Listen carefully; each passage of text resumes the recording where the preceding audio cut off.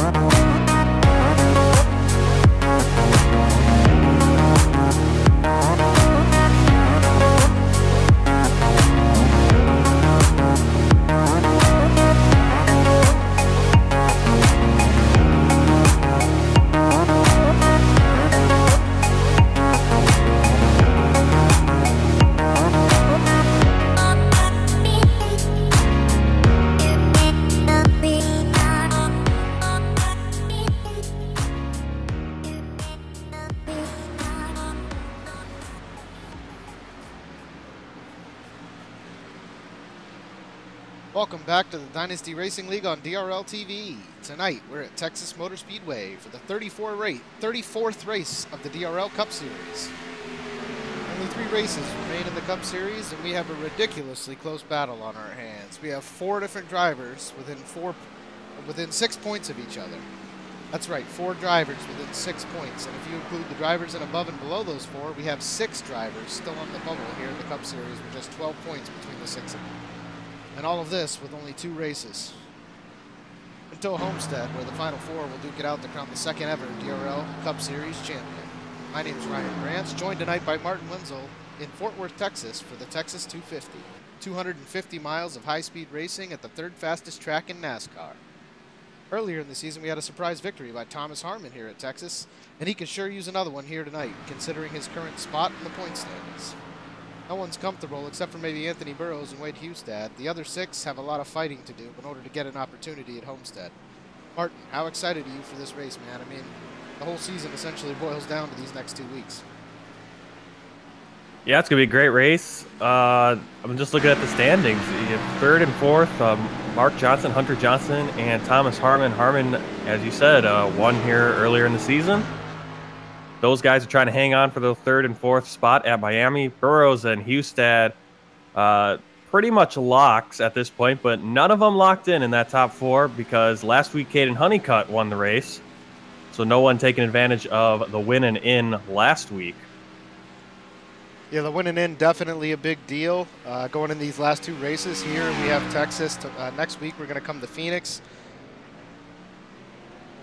Last night in that Grand National Series, we had the 2nd winner in that round of the playoffs. So with nobody winning last week, I mean, Caden obviously won the race, but not in the playoffs. So big opportunity for any one of these drivers: Hunter Johnson, Thomas Harmon, Chad Presnell, John Theodore, Mike Springer, or Dustin Boozle could definitely knock one of these higher drivers off the throne. And going into Homestead, the points don't matter. Those 12 wins Anthony Burrows captured throughout the rest of the season, they don't matter. The 7 wins Wade Hustad captured throughout the rest of the season, they don't matter. So a lot on the line here for 6 of these drivers tonight. Obviously, Burrows and Wade Hustad going to come out here and try to put on as good of a show as possible, but there's a lot on the line for the other 6, and they're going to have to make tonight count. Yeah, and last week was a surprise where we saw the first race this season, Anthony Burrows did not finish in the top 5. Getting knocked out late there in the race, getting bumped back. Yeah, his very first race here in the Dynasty Racing League this season, where he has not finished in the top 5. That was the first for Burrows this season, but he did finish second in the Cup standings last season, barely being edged out by the likes of Eric Wolf at the end of the last season last year. So Burrows is definitely the favorite to go on and take the victory at Homestead. Right now, though, I know all of these drivers are just thinking about making it to Homestead, because once you get to that track, I mean, it's really anybody's game from there. Yeah, and already we see on the pole Wade Hustad, and then Anthony Burrows, and then Caden Honeycutt. Yeah, so Honeycutt coming in towards the end of the season, kind of proven to be something that these top drivers didn't expect. I mean, week in and week out, we see Honeycutt running up there in the top 5, definitely giving these other drivers a run for their money. And as we saw last week with a couple of the moves on Thomas Harmon and a couple of the other drivers in the field, he doesn't like just sitting behind you and waiting. If he needs to, he's going to move you out of the way. So we'll see how that plays out tonight. Yeah, and just looking at our attendance, 18 drivers, really good turnout for considering we're down to the round of 8. So 10 guys out there not running for anything in the playoffs other than pride and trying to steal a win. A couple of those guys up front, Caden Honeycutt and Joseph Helt in the top 5, 2 non-playoff drivers. We are going to pull up our grid here. Got Wade Hustad starting in first, as Martin mentioned. Anthony Burrows in the 2nd position. Caden Honeycutt starts 3rd. Joseph Helt, like Martin said, he starts in the 4th spot tonight. John Theodore in 5th. Thomas Harmon starts in that 6th position, our winner at Texas earlier this season. Josh Mayu 7th. David Wright starts in 8th. We have Eli Hinton starting in the 9th spot. Chris James starts in 10th. Dustin Musial in the 11th position. Jim Westerfield starts in 12th. Got Mike Springer in 13th. Hunter Johnson occupies the 14th spot. John Mullins in 15th. Is that it? That's all that popped up on my radar for now. I don't know if Alec Martinez is actually showing up for this race here.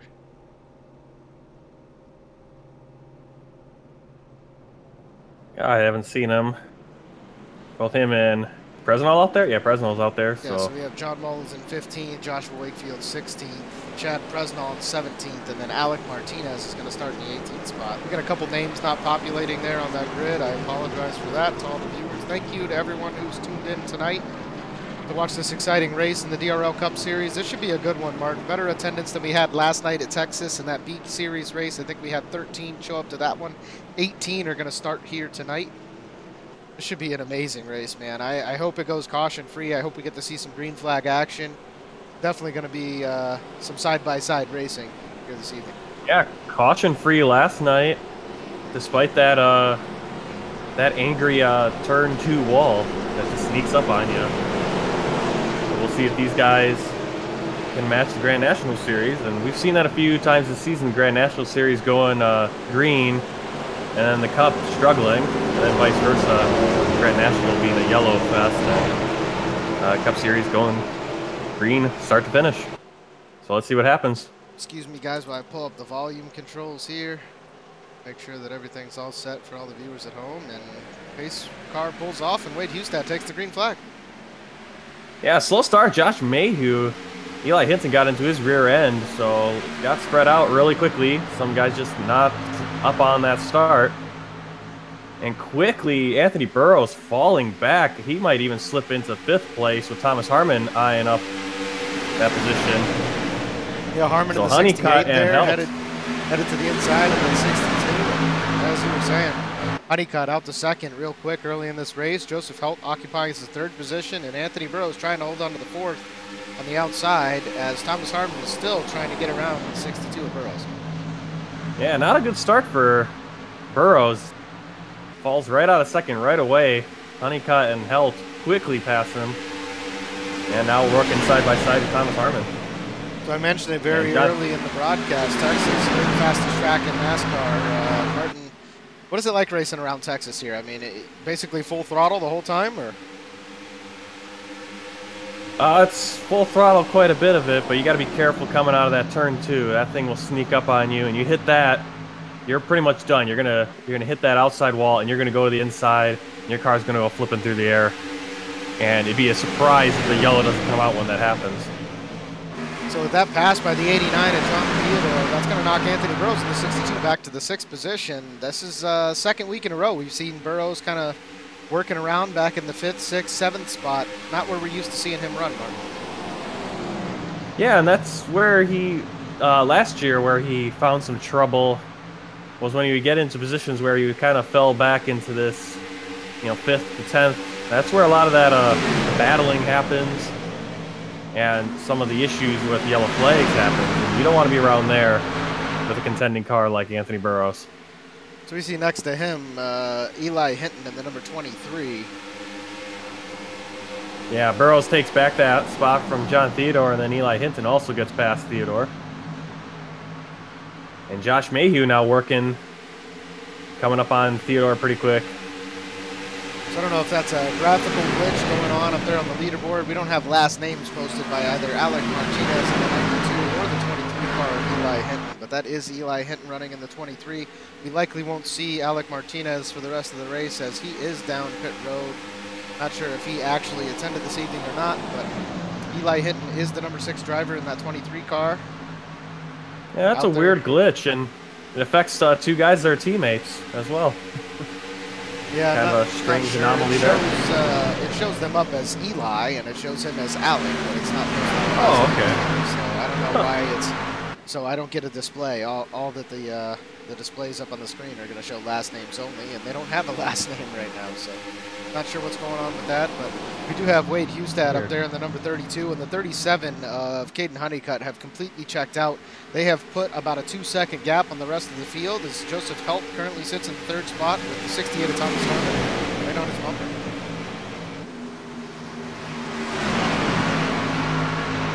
Yeah, the conversation right after qualifying, Honeycutt was saying, "Please don't kick my ass too much tonight, Wade." Wade Hustad trying to get away from Honeycutt, but Honeycutt definitely keeping the gap much closer than the rest of the field's been able to. Yeah, those guys right now, the class of the field, the rest of them just trying to stay on the same lap as these 2 guys in front. You already see a 2-second lead. 2 seconds here at Texas is a massive amount of time. These cars are doing almost 200 miles an hour on these straightaways, so. Yeah, watching Burrows, he got up to 203 right there. Yeah, definitely not something they'll be able to make up quickly, that's for sure. Yeah, Hustad doesn't need the win to get in. He's looking pretty secure points-wise, same with Burrows. But to lock himself in, that's just one less thing to worry about. And then something catastrophic happening at Phoenix.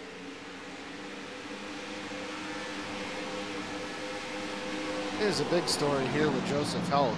He started in the 4th position. He currently runs in 3rd, and he's now starting to separate himself from the rest of this pack as Harmon tries to hold off Anthony Burrows in the 62. But Joseph Helt been very good as of late. He has a 42.25 or a 42.55 I rating.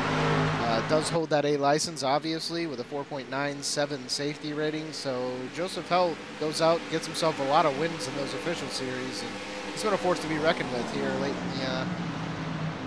in the DRL Cup Series, that's for sure. Mike Springer there in the number 12 looked like a little smoke out of his car, and he is now going to be lapped. Springer having some issues. Let's go back and see what happened. Oh yeah, Springer actually, I'm looking back at it, well, let's see what happened. He was behind Chad Presnell. Presnell made it 3 wide with Musial and Chris James. Actually Musial and Chris James got into each other. They squared it out. Springer got a little worried, hit the grass in the in the tri-oval, ends up coming out, locks him up on the front stretch there. We're going to go back and watch that, see if we can catch exactly what happened. You see Chris James moves to the outside of the 22. Mike Springer running that low line. Chad Presnall heads to the outside of Springer, gets around him with ease.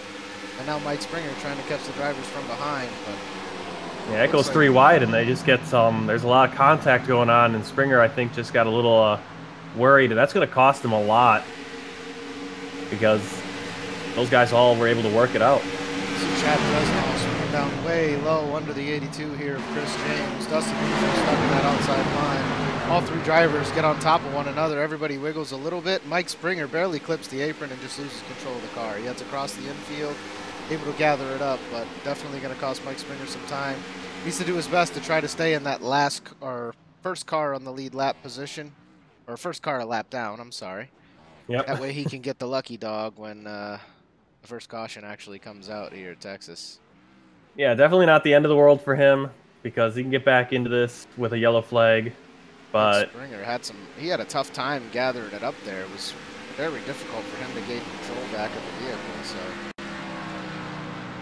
yeah, I think it's just I think he just got a little worried about what was going on in front of him and started to bail out. Thought something was going to happen more than it did, and you can see he's still doing very well now. Anthony Burrows gets loose, sets his car up to the outside of the track, way on the outside. Thomas Harmon did get around the 02 of Joseph Helt, so now you've got Eli Hinton in the 23 knocking at the back door of Anthony Burrows. Yeah, a lot of movement in that group. What is that, third to... those yeah, four drivers, about third to sixth. Those guys have definitely mixed it up quite a bit. You even saw John Theodore. Yeah, John Theodore was mixed up in that. Now Hunter Johnson in the 8th spot in that number 98 car. He's still in this point standings too, Mark. He's going to want to gain some spots here, but he does head to the outside line there. Well, we've seen him move up through the field as well. He does, he'll go, he'll make lots of moves, and that's something Presnall did all season as well. Starting, if he had a bad start, he just battle his way up through the field, and suddenly you'd be looking at your top 5, and there's Chad Presnall. Hunter Johnson's been very good at it this season. Started in the 14th spot. He currently runs 8th. The last 2 weeks we saw similar out of him and was able to come away with good finishes. Yeah, and then you look back a little bit, Josh Mayhew dropping back a couple positions, but then John Mullins started 15th up to 10th, and Chad Presnall 17th to 11th. Yeah, Presnall definitely making some moves through that field, almost getting tangled up earlier while trying to push the 3 wide issue in the middle of that corner, but he did make the pass clean.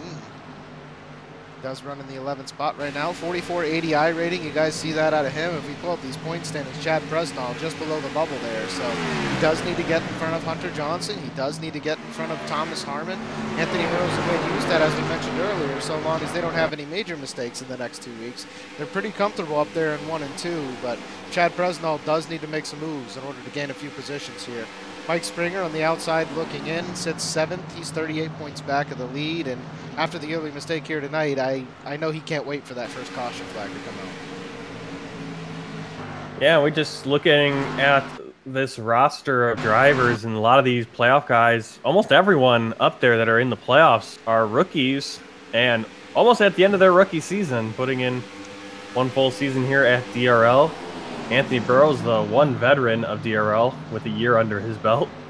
Yeah, it's so funny seeing most of these guys in the top 8, or I think it might be every person in the top 8 except for Thomas Harmon. He does get that rookie flag. Yeah, Harmon is. But he did race with us last season. That's because he left and came back to the Dynasty Racing League. So I think Thomas Harmon even has the rookie flag here this year. But every driver in this top 8 currently, except for Anthony Burrows, is a rookie here in the Dynasty Racing League. So great new addition to the league this year. As Burrows moves to the inside of the 12 of Mike Springer. But well, and we were talking about Honeycutt, Helt, Alec Martinez, those guys coming on late. We've seen it even at the end of the season. We talk about the great rookies that started with us and made it into these playoffs. There's 2 or 3 of them that didn't even get a chance to make it into the playoffs because they joined so late in the season. So next year is shaping up to be amazing in the DRL. We do have a winter series coming in the trucks.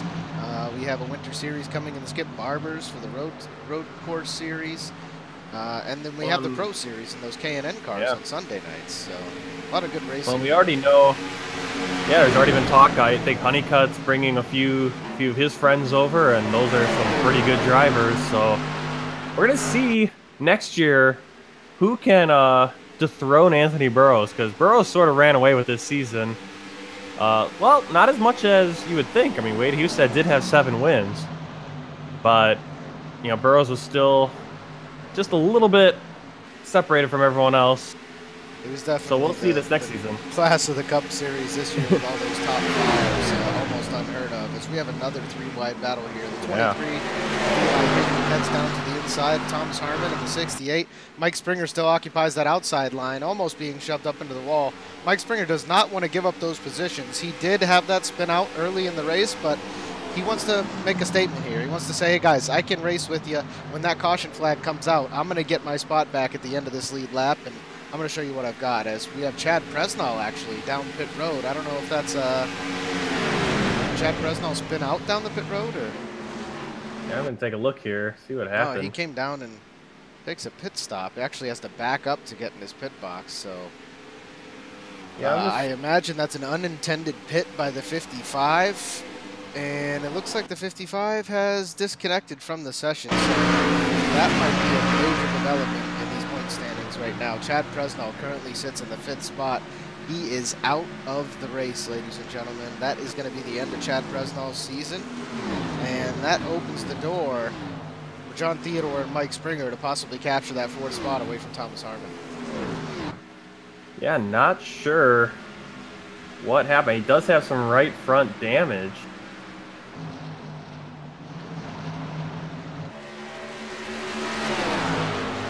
Caden Honeycutt must have had a major mistake, as the 62 of Anthony Burrows has caught up to his rear end. Caden Honeycutt turned the tires off early, or must have touched the wall.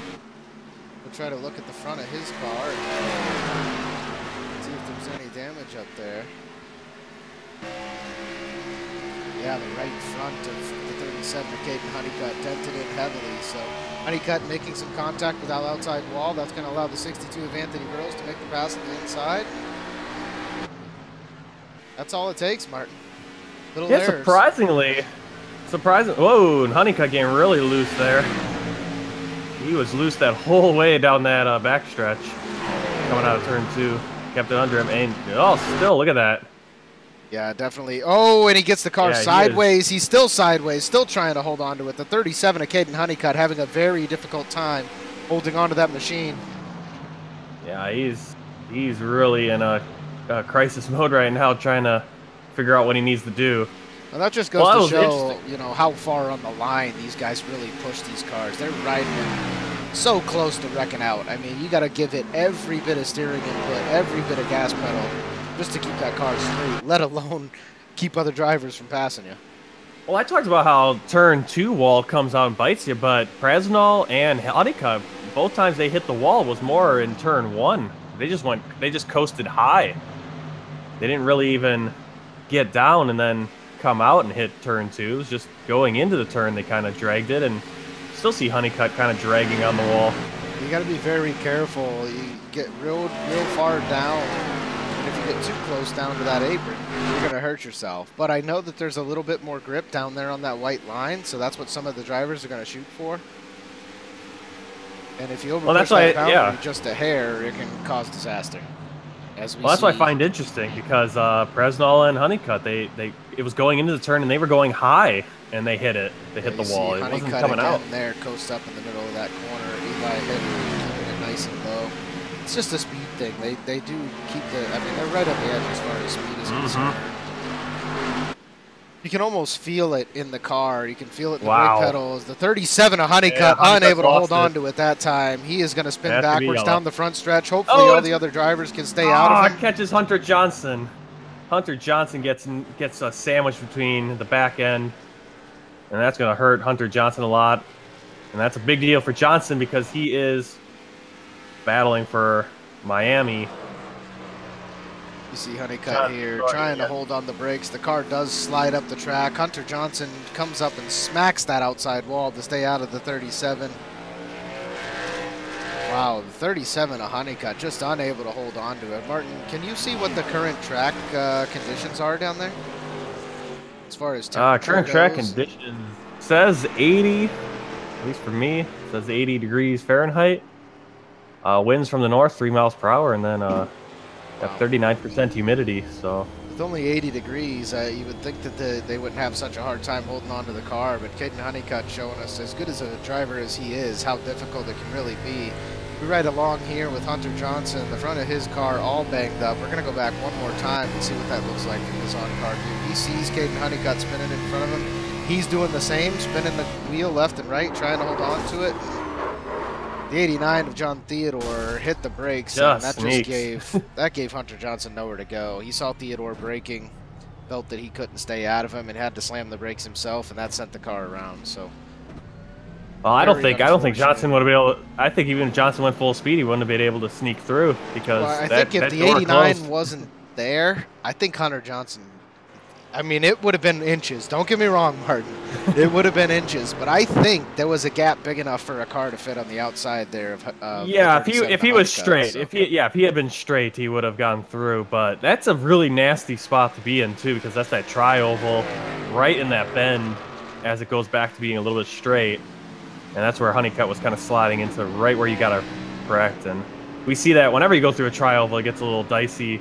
Every time you get those little corners within the tri-oval. And you don't want to be right up against the wall trying to do that, especially with a car backing into you. Definitely difficult on his part. You know, it almost makes you like, I don't know, if the 89 didn't soap as much as he did, John Theodore, we just saw he took 36 seconds of repairs. If he hadn't have slammed the brakes as hard as he had, which I don't blame him for doing so, the 98 wouldn't have spun the rear end of his car around there. He got in those brakes a little bit too hard because the 89 was braking, and you know, that's kind of what you have to do as a driver. You don't want to ruin the guy in front of you just because you're hitting the brakes, but he over-tapped the brakes, and it caused him to ruin his own race. So I'm going to go down to the track here and try to grab. Go ahead, Martin. I'm going to try to grab neither one of those guys had a good shot through there. I mean, Theodore got lucky and just slipped through, but I think if, they were thinking go high because where Honeycutt was, and then Honeycutt came sliding back, and that's the split-second decision you got to make. Hunter Johnson, you got a copy, sir? Yes, sir, I do. Hey, it's Ryan up in the booth. I know you can't be too satisfied with that position. The 89 kind of hit the brakes in front of you. You might have smashed him a little bit too hard, and it sent the car around. Do you think you had enough of a gap if the 89 hadn't slowed to make it around the 37 Honeycutt? It would have been real tight. Still just a little upset about it, but it happens. Yeah, he was having trouble holding on to the car for a couple laps in a row. Finally ended up spinning it around and just couldn't keep it down the track as it barely slid up on him there. How much repairs you got? You think you'll be able to get back into this one and make up a few positions? Or? I don't think so. I got over 15 minutes of damage, but I'll get it repaired and just try to get a decent finish and see what we can do at Phoenix. Well, best of luck, man. I know you're up there in the point stand as you currently sit third right now. You do have a 6-point cushion between you and Thomas Harmon. So long as one of these drivers in the 5 through 8 position don't come out and grab a win tonight, you will stand a good chance next week. So go out there and collect as many laps tonight and try to make it back next week at Phoenix and finish well or end up getting the win there, man. You still got a chance in these playoffs, that's for sure. Oh, definitely. All right, buddy. Have a great night. Thank you. So that was Hunter Johnson. Definitely can't be too happy with that result. 15 minutes of repairs on his car. It's not looking good, Martin. Typically you see the 15 to 20 mark as far as required repairs go. You end up coming back out on the track, and about 20 to 30 laps later you end up blowing the motor. So we'll see what he's able to do. Yeah, where he hit that car, it's going to be, he might be able to run some more, but that motor might give out at some point. So we're watching that. Well, Martin, I'm going to follow along currently with Anthony Burrows, I think, is he our leader currently? I believe he is, right? Yeah, Burrows is our lead. Houston in second. I'm going to follow along with Burrows as far as camera's concerned, and I'm going to take a quick break. I'll be back in just a minute. And the pace car pulls off. We're going to go green, guys. Burrows a great jump.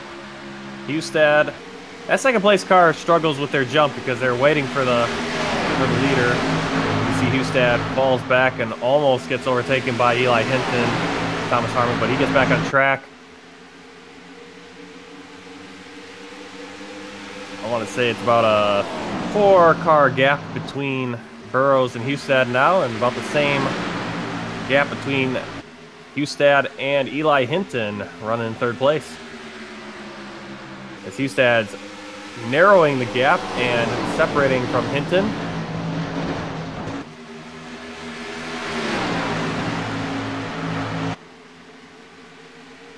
A little bit of a battle back around the... Well, it's actually David Wright falling back. And that kind of slowed up Dustin Musial and Josh Mayhew. Everyone's now getting single file. And just like that, Wade Hustad right on the bumper of Anthony Burrows. And actually, yeah, you see him gain going through that corner. About a half car length separates those two in the front. Both to the bottom line.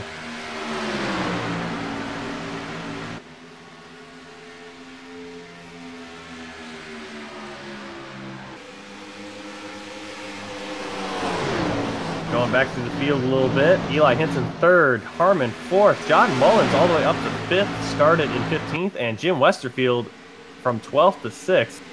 Wondering if they took a different tire set, only 2 tires, or if they just took advantage of guys getting caught in that last wreck. Joseph Helt and John Theodore, they started 4th and 5th. They're back to 7th and 8th. Mike Springer, we were talking about him, was in that lucky dog position after that solo spin. He's back into 9th place. That's better where he started. He started 13th. He's up into 9th.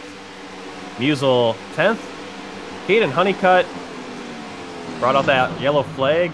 He's all the way back to 11th place, but he's gaining. David Wright 12th, Chris James 13th, Josh Mayhew 14th, Wakefield 15th, Hunter Johnson 16th, 6 laps down, so he actually caught the most damage in that Honeycutt wreck. Back to the leaders. Hustad still trying to get past Anthony Burrows. You see him close that gap through the corner. Just not enough to get past him. Yeah, Hustad definitely pushing Anthony Burrows as hard as possible. The 32 all over the back bumper of the 62. Look at him close that gap going into the corner. Not giving him any breathing room whatsoever, pushing the car as fast as he can. You know, Martin, at the same time, I think they're trying to put a little distance between themselves and the rest of the pack. It's 23 of Eli Hinton is trying to catch up to him. Wade Hustad wanting to use that draft as much as he can. He finally whips around the 62 of Burrows and easily takes the position away. So Wade Hustad looking really good here tonight. Yeah, that almost looked like Burrows let him have it as well. Kind of eased off and said, hey, take it. I don't want to get wrecked. Well, you know, when you're all over that guy who's right in front of you, if he hits those brakes, when you least expect it. So the way this thing works, right, the guys get down to that apex, and as soon as they feel the car start to turn back to the left, I briefly tried to talk about it right before that caution came out, but you feel the car. Those front tires start to bite and they start to push you down the track rather than up the track. That's when they nail it. So that's when you're right back into the gas, and if the guy in the front feels that his car is pushing too hard to the outside wall, he's going to let off. And if you're fully in the gas right on his bumper, that's a recipe for disaster. You're going to spin him sideways. That's going to be the end of that. Anthony Burrows choosing to avoid a situation like that, just less than 32 around. Well, we also saw it was mostly going into the turn where Hustad was a lot faster into the turn than Burrows. Burrows was easing off a lot earlier. So Hustad would close that gap, get right on his bumper, and I think Burrows was also recognizing that fact, and he didn't want to get a nice rear end. You know, we've seen that from as he was easing into the corner. Last few races. Yeah, he's hot into the corner. He is. Yep. He's very good at entry. Catches up, he makes up a lot of distance on entry, and then you typically see him lose on exit, but as we saw when he made that pass around the 62, he didn't lose a thing on exit. So Wade Hustad putting on a clinic here tonight. Well, I think we talked about it last race. It was the sort of the same thing, that once you get past the guy, you can kind of just drive your own race and yeah, you get hit that your own marks. Air, you have your own line. There's nobody in your way to kind of decide what line you need to run. And Wade Hustad clearly has put in the work this week and knows exactly what he needs to do to come out here and get a victory. I think the big story of the night, the 68 here, Thomas Harmon, currently running in the 4th spot, running away from the rest of the field. John Mullins in the 64 behind him, followed by Joseph Held and Jim Westerfield. But Thomas Harmon was our victor in Texas earlier this season. And if we pull up the point standings, he sits in 4th right now, Martin. Only 1 point ahead of Chad Presnall, 2 points ahead of John Theodore. And he definitely needs to finish as good as he can tonight. Give himself a little bit of breathing room going into Phoenix next week.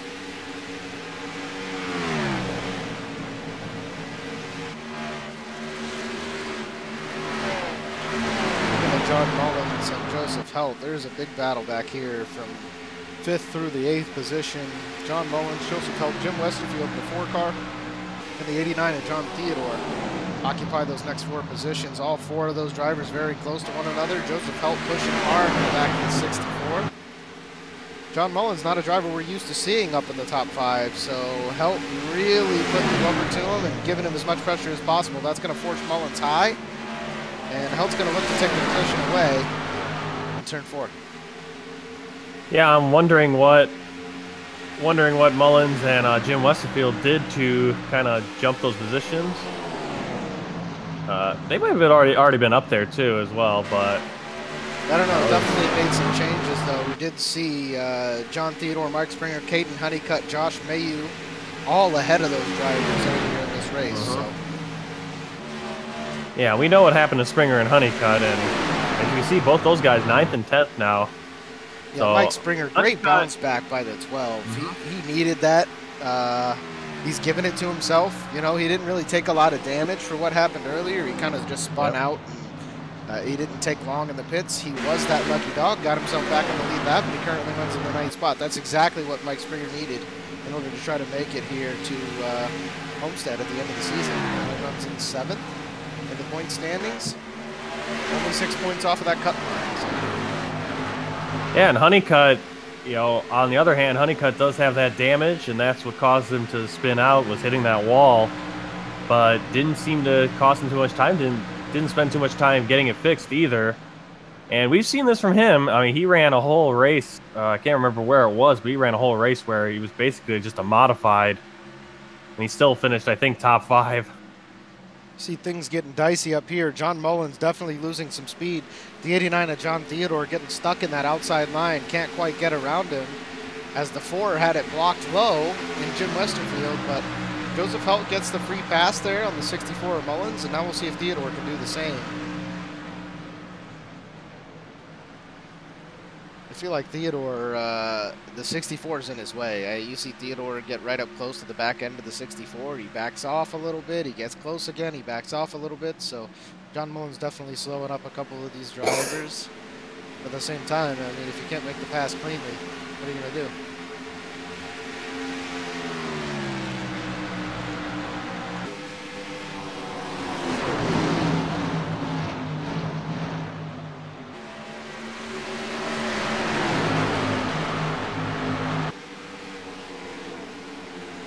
We're going to go down to the track and listen to the sights and sounds of iRacing. Enjoy, ladies and gentlemen.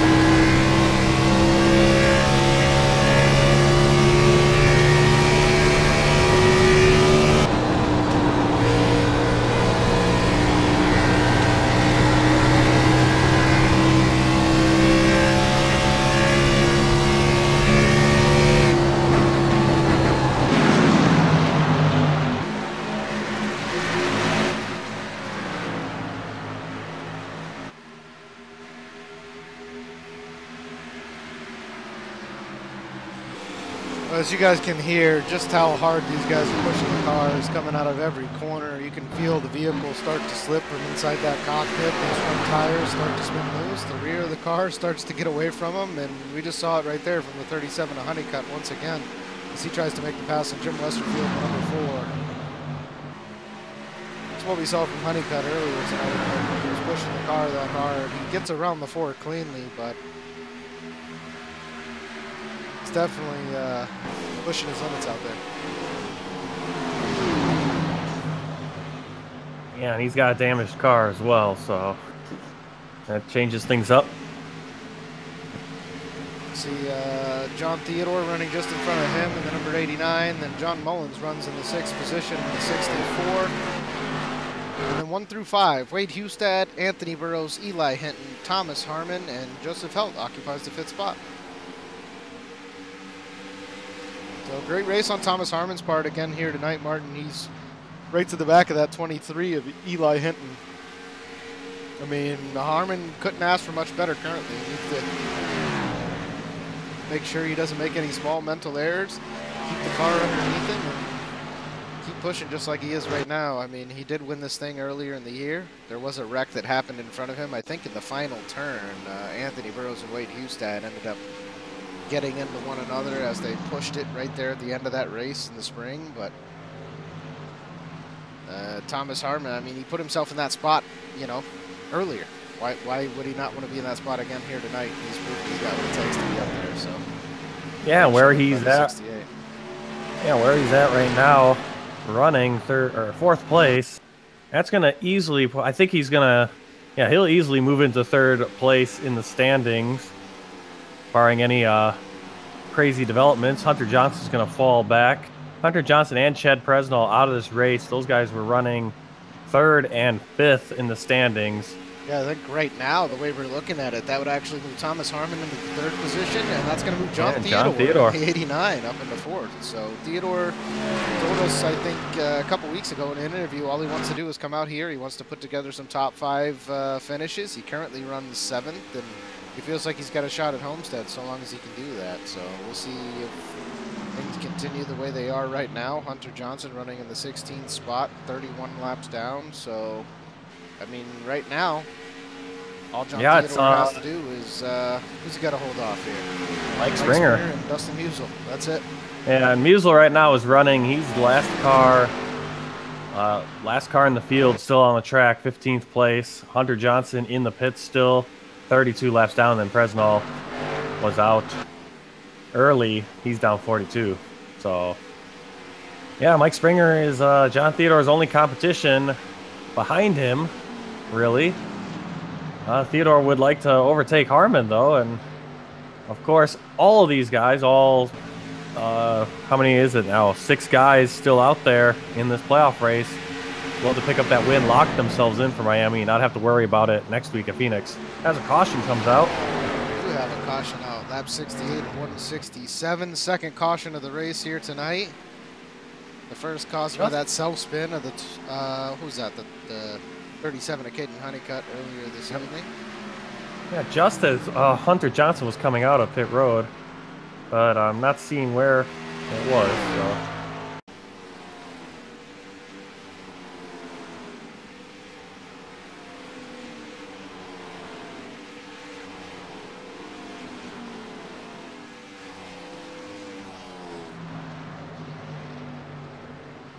There it is, the 82, Chris James. Yeah, it gets very loose coming out of turn 2 there. Ends up smacking the wall on the top side. And Dustin Musial on the 22 avoids him. So that'll give Musial another position, allow him to catch back up to the rear end of this lead lap. And that's going to put Musial in a better spot moving forward. Don't know how he is at Phoenix, but Musial definitely needed that at that point in time.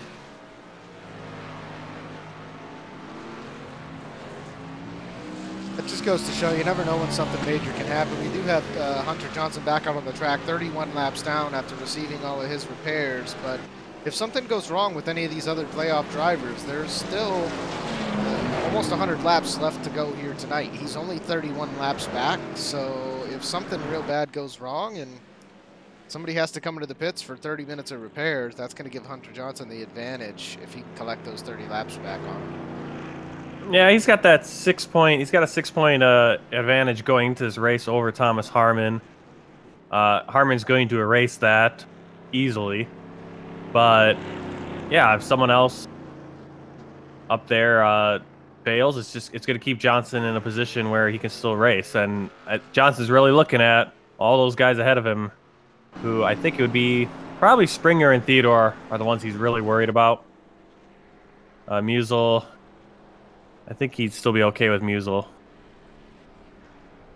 Yeah, I mean Musel. Pretty close there. Musel definitely in the back of these standings. He's the longest shot to get into this one. After Presnell's wreck earlier tonight, Hunter Johnson, the mishap with him, who knows what's going to go on with him for the rest of the race. That does give Musel a fighting chance. It's also going to give Mike Springer a chance. That's going to help out John Theodore. Obviously, it's going to help out Thomas Harmon, who currently runs in the 7th position. Thomas Harmon. Yeah, it's a huge on pit road, but huge shakeup. I mean, in that top 5 with Hunter Johnson, Chad Presnell, basically being out of this race. You know, and I multiple think there's some bonus point implications too. So Chad Presnell not sticking around for the rest of the race, that is going to cost him a bonus point or 2. Those are some points that are given here in the Dynasty Racing League just for hanging out and trying to, you know, continue and run your laps and get as many points as possible. So Hunter Johnson looks like he is going to be here for the long haul and try to finish it out. But if Chris Jones has a lot of time down pit road, I mean, Hunter Johnson's going to start to gain laps on him. It's not just it's not just playoff drivers who have to wreck out here to give Hunter Johnson a bit of advantage. He's 6 points ahead of all the other drivers in the field except for Hustad and Burrows. So out of the 6 guys he has to beat, Chad Presnell, we know he's out of it now with the way he reacted earlier. We do still have 5 other drivers, but each driver in this field, playoff or not, that drops out gives Hunter Johnson another point. Yep. So anything in the next, you know, what is he, 32 laps down. So anything in the next 70 laps that occurs that is going to put somebody else more than 32 laps down if they quit the race. Hunter Johnson, if he stays out there and keeps running, I mean, he's going to get those laps back. He's going to get those positions back, and he's going to get those points at the end of this race. So, see what happens.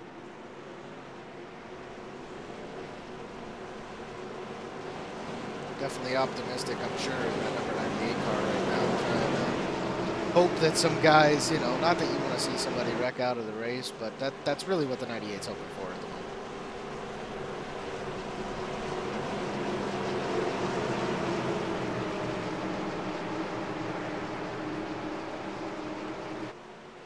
Base car pulls down pit road. The 32 of Wade Hustad is going to get the start here, and he's off to a quick one. The 62 of Burrows off to another slow start as Eli Hinton's going to move to his inside.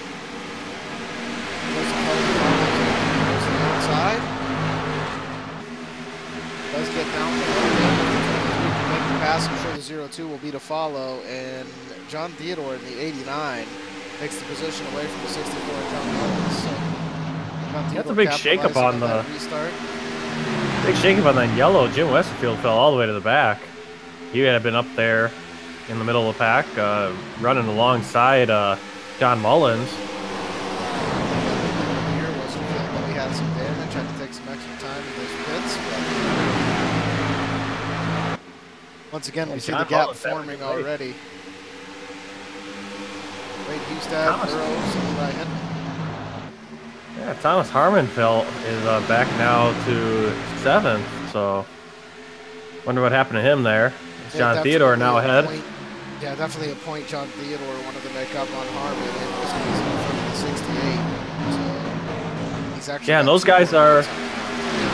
Yeah, those guys are 2 points apart. Harmon has 32 points behind Burrows, and Theodore 34 points behind Burrows coming into this race. So close that gap if they continue it's a tie. the position they are running. And again, Harmon won this earlier in the season. You never know what's going to happen. You know he's good here in Texas.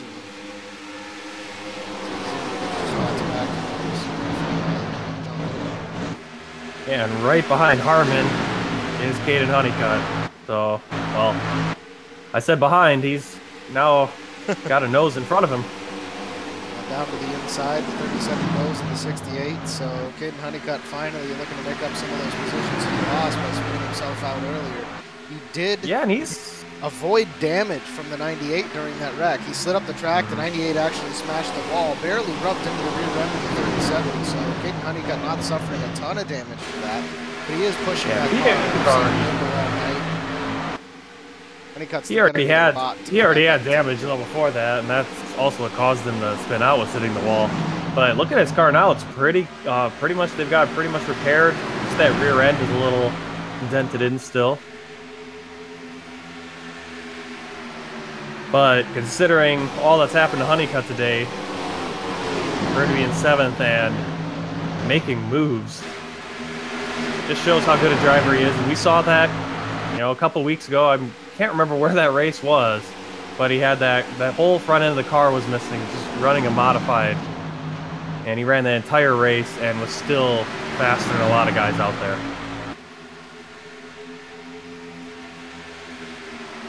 John Theodore and JosephElt were side by side for a while, gone back to the single file. Theodore chasingElt to maintain that car gap, or right now 2-car gap on the 68 of Thomas Harmon. So doing all he can to maintain that spot. John Mullins, the next driver in line, to try to keep the 37 of Honeycutt behind him. As Honeycutt is making these charges to the front of this field. Right now, out on an island, the 89 of Theodore, the only car in the playoffs close to him right now. He's got John Mullins in the 64, not in the 37 of Caden Honeycutt, also not in the playoffs, and the 02 in front of him, and Joseph Helt, also not in the playoffs. So it's all up to John Theodore right now. He needs to make moves. He needs to keep the 64 back, and he needs to get around that 02. Yeah, and so looking at our standings, the playoff cars out there, Hustad in the lead, Burrows in 2nd, and then goes Theodore and Harmon. So that would be your point standings after this race, if all things hold. With the exception, well, if Wade Hustad wins the race, he's locked in, but Burrows still has more points technically. Those would be the standings thus far, but you're only looking at Theodore with a 2-car gap over the 68 of Harmon. He is currently 2 points back of Harmon, so he needs to keep that gap. In 3rd. Yeah, and Harmon's making a move on Honeycutt now. Honeycutt tried to make a pass on Mullins, didn't work out, and now he's in danger of losing a position. And it looks like he will. Quick here, that's for sure. He just has to be consistent. It's all about consistency for the 68 of Harmon right now. Sole driver, Silent Syndicate Racing, S2R, who's dominating the B Series here, the Grand National Series in the Dynasty Racing League. They have multiple drivers up there in the top 5 of that series right now. Thomas, the guy out here, he's the last hope, I think, here left for S2R in this Cup Series. He's going to come out here and show he has what it takes to run for a championship.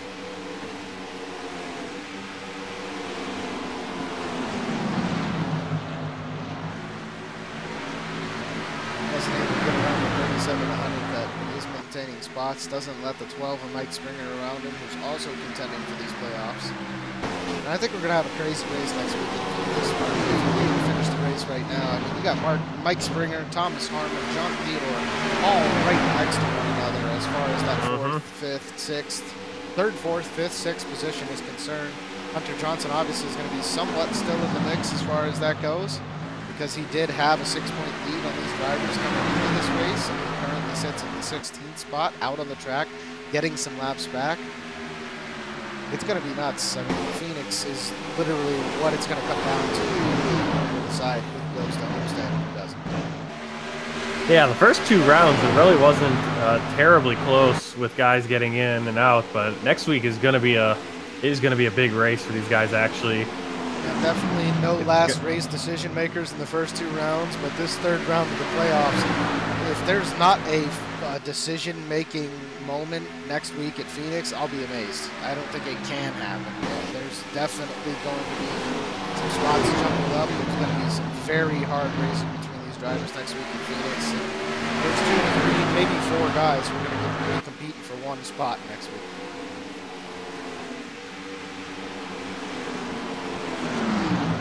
Yeah, we basically know Burrows and Hustat are pretty secure to get to Miami, so that we're right now battling for 2 spots. And if any one of these guys not named Burrows and Hustat can win this race, that's going to make it basically a 1 spot battle.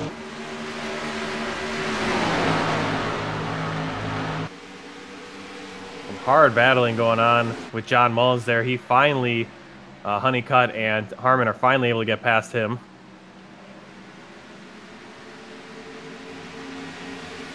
And again, I want to shout out all the 10 guys that came out, or end up really only being 9. Martinez didn't get in. But 9 guys that came out who are not in playoff contention, giving these guys a good field to run through. All still points drivers here in this Cup Series. Thank you to all those drivers for showing up and racing here this evening, even though they're not in the playoffs. I hope to see as much of that as possible throughout the other series in DRL. We want to, you know, give these guys a real race environment. You don't want to come out, you don't want to come watch 28 drivers on the track, even though they're in class in the field.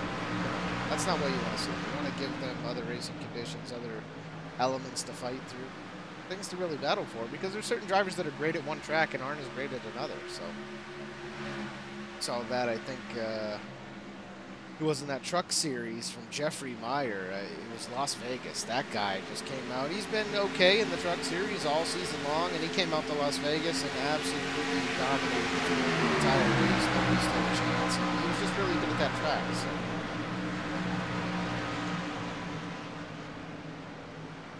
we want to give these guys some other things to fight for and not just make them battle with the 8 of them.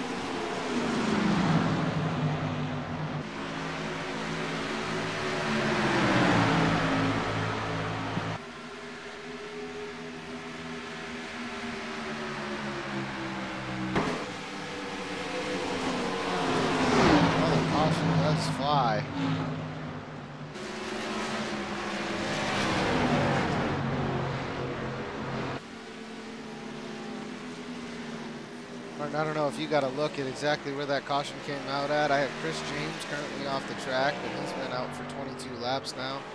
Mike Springer spinning slow. Might have been Joshua Wakefield, as we do see some damage to the right front of his car.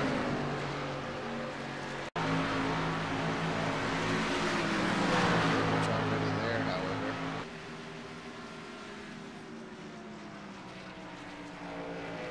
Yeah, I'm not. Oh, it was Mike Springer again. Wow. Let's go back one more time and see exactly what happens to the 12 Mike Springer. Comes up, rubs the wall, car gets very loose, smacks the wall a second time, doing some damage to that right front. He gets down on the apron, able to collect it, and get back out on the track. Surprised that ended up bringing out a caution, but the 12 of Mike Springer incurring some more damage. Second time tonight he's had an issue.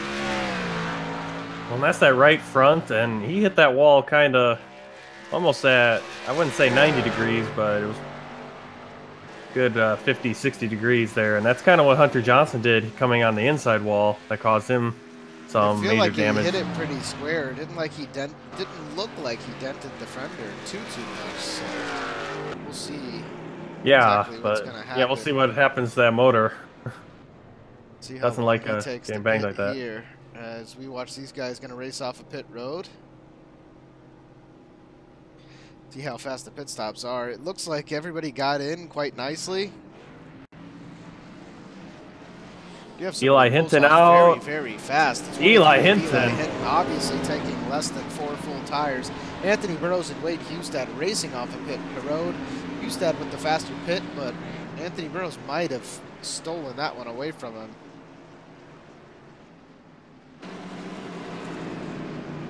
And I think they're going to give the squeeze to Hustad there. So Hustad does get that position off pit road. It looked like Burrows might have beaten him to the line, but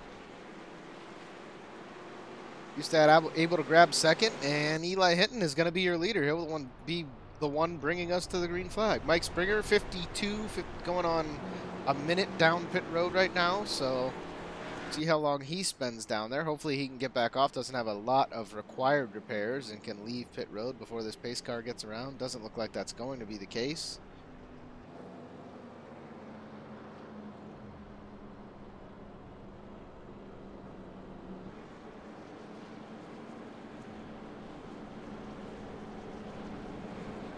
And ladies and gentlemen, as we pace around here, we will be back in just a moment.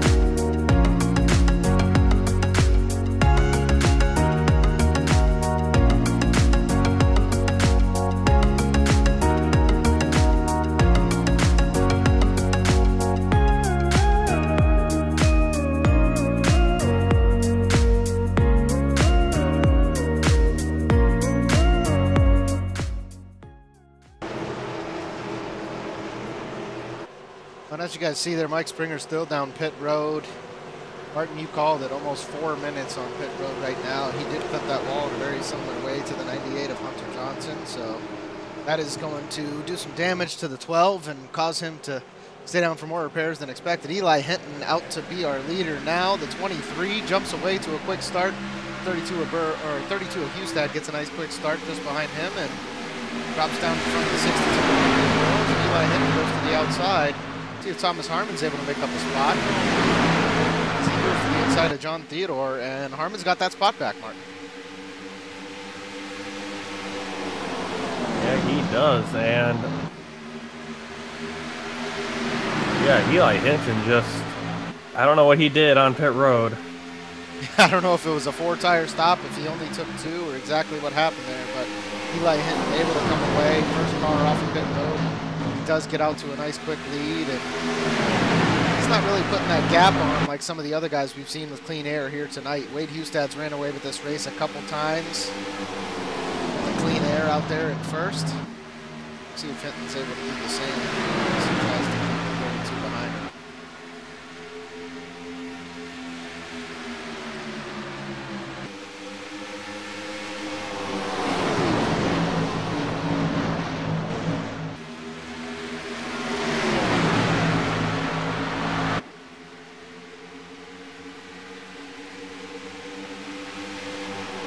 Long race here in Texas tonight. This is a half, I think this is exactly half of what they run in the official series, which is already an extended race. So 250 miles around Texas, definitely a long race here this evening, a little longer than these drivers are used to. We're only 99 in out of 167.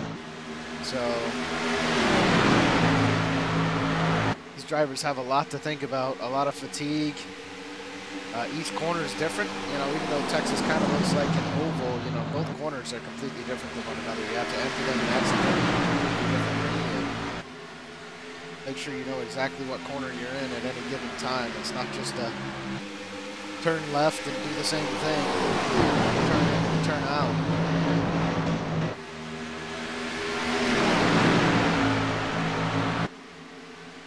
A lot to think about moving forward as they still have 67 laps to complete here tonight. Eli Hinton able to maintain this lead so far over Will Hustad. Yeah, but Hustad's narrowing that gap. Yeah, the 32 pushing hard. We see him all night with the previous ones.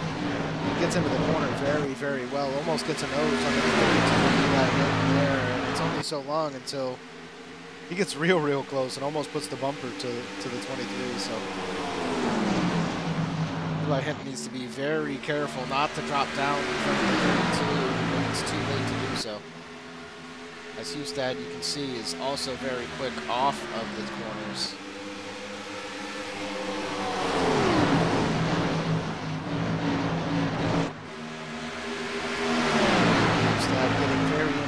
As Anthony Burrows in the 62 is going to start to catch him from behind, followed by Joseph Helt in the 68 of Harmon. I don't know how long Hustad's going to put up with this before he puts the bumper to the back of the 23 in that Gatorade propelled car. It looks like Hustad is going to get a nose underneath him through the tri-oval.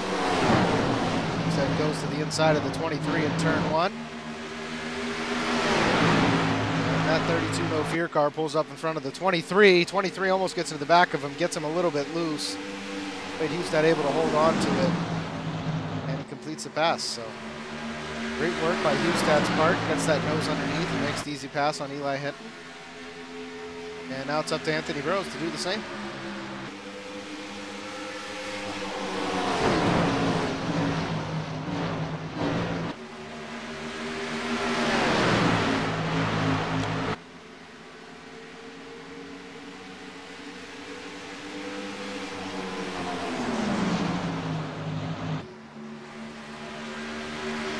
Battle for 7th, John Mullins and Josh Mayhew side by side. Right behind them, Caden Honeycutt.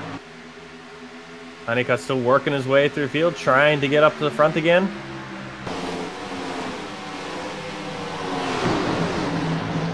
Yeah, Caden Honeycutt, very impressive early in this race. He almost spin himself out, and then I think it caused a little damage to the car by touching the wall, and a few laps later actually spun himself out. So able to get all those repairs fixed. And now the 37 is pushing hard on the back of that 61 car of Josh Mayhew, trying to see if he can get around both the 61 and the 64 of John Mullins.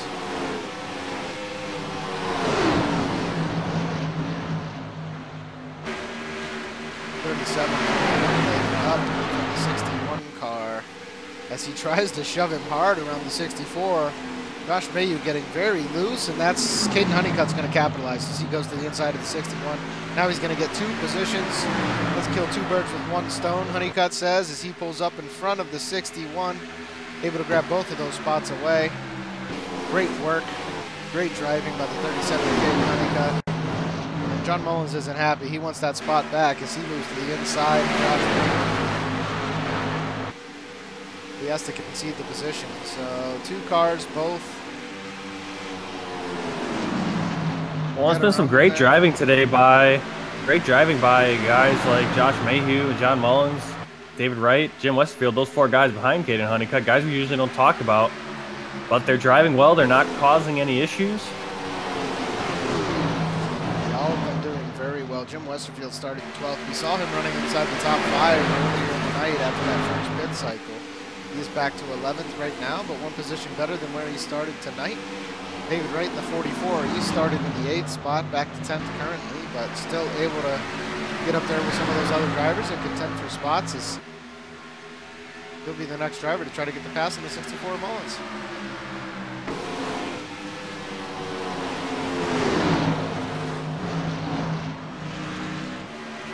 And to the inside of Mullins he goes, the 44 of David Wright. Doesn't slide up into the 64, and I think Jim Westerfield getting impatient behind these two guys. He wants to try to make the move as well. He's going to try to follow the 44 David Wright down to that inside line, and the 64 pinching him down. They almost get into one another. David Wright had to let off significantly out of that corner, and that gives Mullins the go-ahead.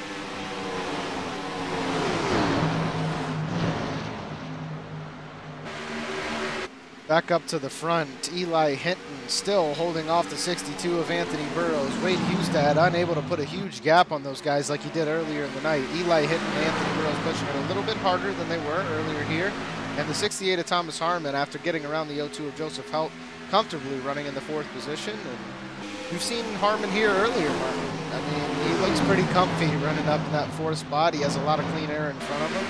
I don't see anybody really knocking him out of that position so long as he can keep it clean down there on pit road and get in and out of that stall quickly, as I think that's the only space we've seen him really lose positions tonight is when he comes down the pits.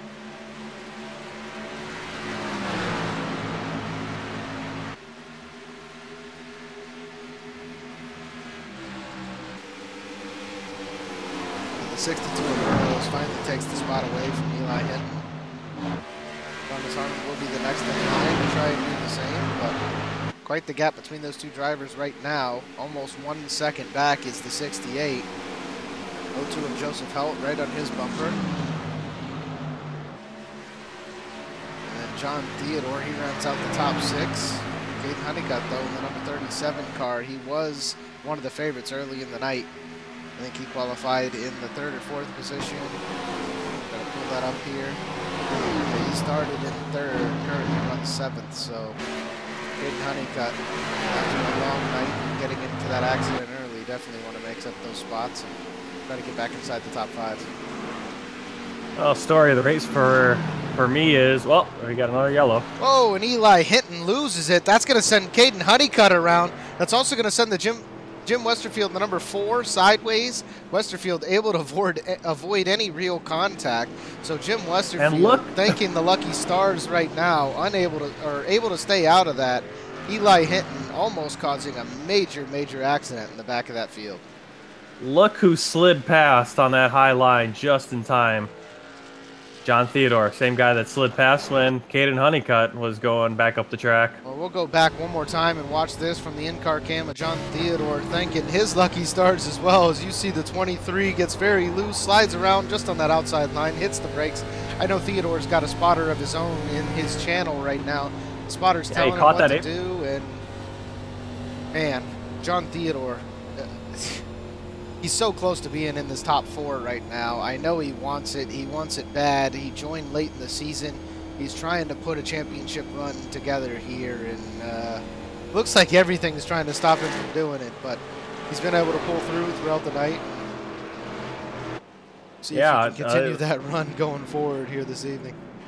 Yeah, Hinton just caught that apron, got loose all the way down the back stretch, gets into the corner, hits the brakes, starts sliding back up the track. At that point, you even see Harmon going sideways because he stayed high, and then Joseph Helt gave him a little tap.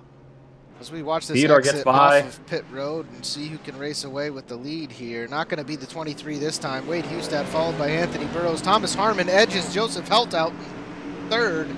I think that's going to give Harmon the 3rd position. Thomas Harmon with a 14.63 in his pit box to Joseph Helt's 15.53. So great pit stop on the part of Thomas Harmon. John Theodore with a bit of a slow pit there. I don't know. Is Theodore going to come away in the 9th spot right now? I mean, what amazing that Theodore made it through. Might have given himself a little bit of damage. Let's go down to the track and find John Theodore and see how he's feeling after that exchange. There. John Theodore, you got a copy? Yeah, I do. Hey, how's it going? It's Ryan up in the broadcast booth, man. That's 2 tonight. You've been able to squeeze past. Did you get a little bit of damage there on that one? No damage on that one. I got damage from a wall hit on the first one. So a little bit of a slow pit stop there. Lost a couple positions on pit road. What happened down in the pits there? Just a little bit. I got the dreaded too far left. I think that's On the my worst out of it, because you got to pull forward and then back up, and you got to shimmy yourself to the right while doing all the same. But you still come away in 8th, competing out there with Thomas Harmon right now. After the 2 dropouts earlier tonight, I don't know if your spotters let you know or if crew chief has told you, but Chad Presnall and Hunter Johnson have kind of tried to remove themselves from these point standings right now. So you've got a good chance right now to make it into that top 4. We wish you the best of luck, man. Go out there and get it. Hey, thanks, man. 10-4.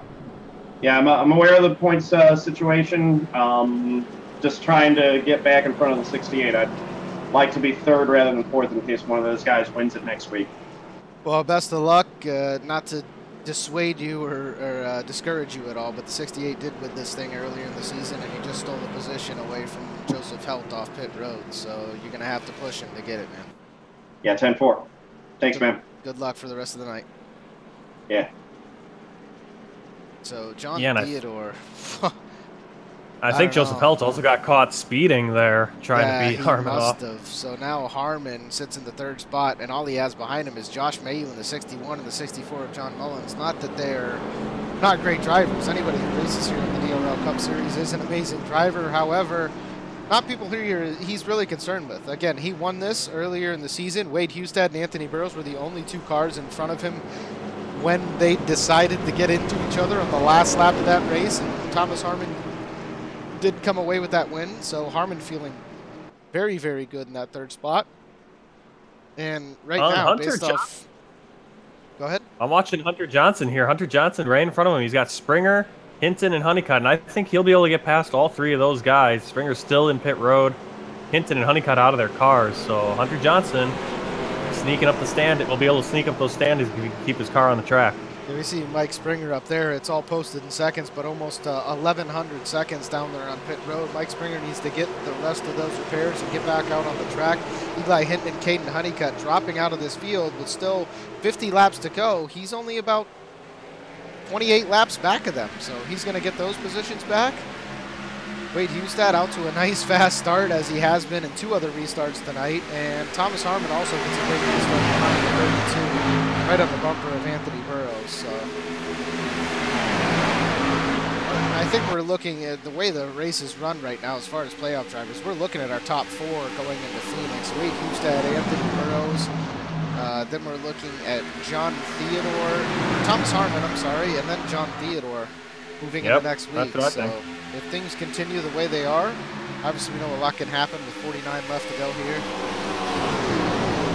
Well, Dustin Musial, I mean, with the way, Hunter Johnson has that little point cushion, and he's still out on the track, but Chad Presnall and Mike Springer looking seemingly done today. So Dustin Musial can also gain a few spots there and put himself in the mix again. Musial getting a lot more comfortable throughout the night. We saw some early mistakes from him. He does run in the 8th position, but he's going to gain spots on Presnall and Hunter Johnson as it currently sits. He runs just behind the 89 of John Theodore, looking to make up a couple points on him as he sits 6th back of the 89. Great job by the 22 to get out there and get back into the 8th spot, be on the lead lap, 120 laps into this race.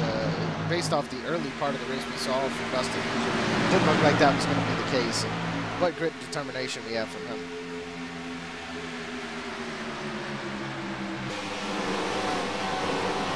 Westerfield follows just behind him in that number 4 car, dips to the inside of Dustin Musial, and I think Westerfield's going to take that position away.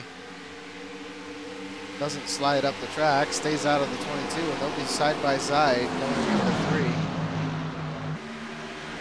Now the 4 of Westerfield does take the spot away, and Joseph Helt in that 02 in a very unfamiliar position, running back in 10th.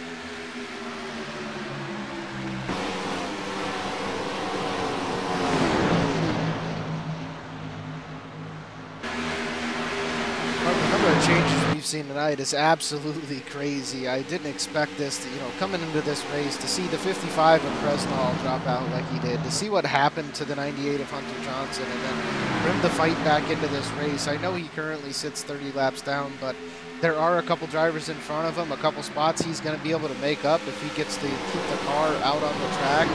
And then Mike Springer, Mike Springer just gets passed by Hunter Johnson. He's currently down pit road, so he looks strong to finish in that top 4 at the end of the evening, and then that one small mistake ends his night. So definitely didn't see it coming. I mean, Texas, definitely a surprising track. When they're driving 200 miles an hour, you really never know what can happen.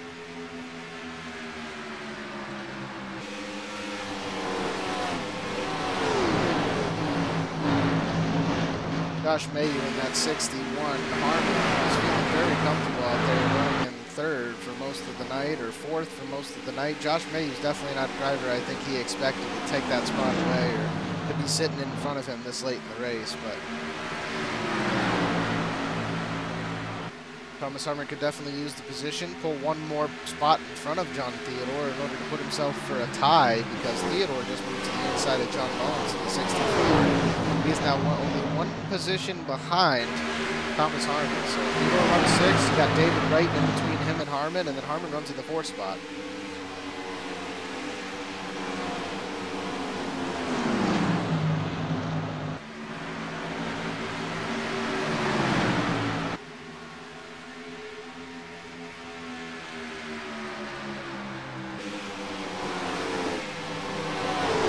Ladies and gentlemen, we're going to go down one more time to the track here and listen to the sights and sounds of iRacing. We'll be back with you in just a moment. Enjoy.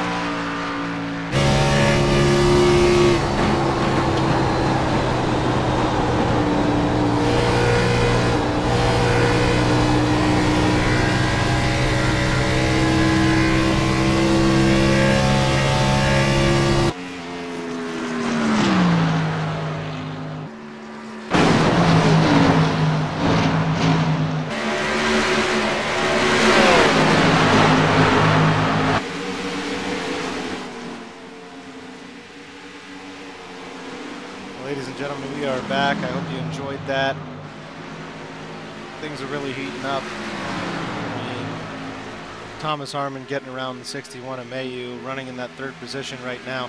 John Theodore gets around Joseph Helt. John Theodore occupies the 5th spot currently, so I'm sorry, he got around the 44 of David Wright there, who's occupying the 5th position prior. Joseph Helt is going to come around him, and Helt's going to try, or Theodore's going to try to hold Helt off, as Helt's been very, very quick here tonight. He's been running the top side, or inside the top 5 for most of the game. So Theodore's going to have to keep him, try to keep him behind, and he's going to have to try to catch the 61 of Josh Mayu here, as he definitely wants to get one spot closer to Harmon. As it currently sits, I think we now have a flip-flop, as Theodore will finish in front of Harmon in the point standings after this evening, as they're only 2 points separated. So I don't know if either one of them's led a lap. That bonus point would definitely play an effect. But every position that Theodore can get closer to Harmon, the better, because he's currently got 2 points on him already. I'll pull those standings up right now. Oh, I'm sorry. So I guess Theodore's got, or Harmon's got 2 points on Theodore, so he wants to make up as many positions as possible to keep it as close as he can going into Phoenix next week. But you never know when one of those guys outside of the top 4 is going to sneak in a win at Phoenix next week, grab that position away, and then it'll just be left up to points between these last 2 drivers. So we'll be looking hard at Chad Presnell, Mike Springer, Dustin Musial, all 3 of those guys, and even Hunter Johnson, who currently sits in 3rd in the standings. He'll be bumped out of that top 4. So those 4 drivers will be looking to steal a win next week at Phoenix and try to punch themselves a ticket to Homestead.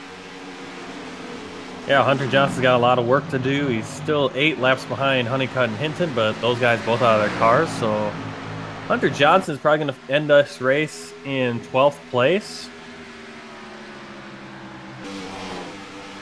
So he'll lose a few points, but he does have that 6-point cushion over Thomas Harmon. Great work on his spot. So six points on Harmon right now. And if he finishes in the 12th spot and Harmon finishes where he is now, he's only losing about 9 points. So yeah, that'd be like, I mean, well, if you think about it, Hunter Johnson, if he finishes 12th, but he's got that 6-point cushion, that's basically like him finishing 6th then. Yeah, he's losing 9 points to Harmon. Yeah, so he's going to lose, he's only going to lose it'll only be like 3 points to John Theodore. So it's going to be those 3 next week. I mean, he'll still be within shot, yeah. He'll be just outside the top 4, but it'll definitely be Hunter Johnson, Thomas Harmon, and John Theodore fighting for that spot.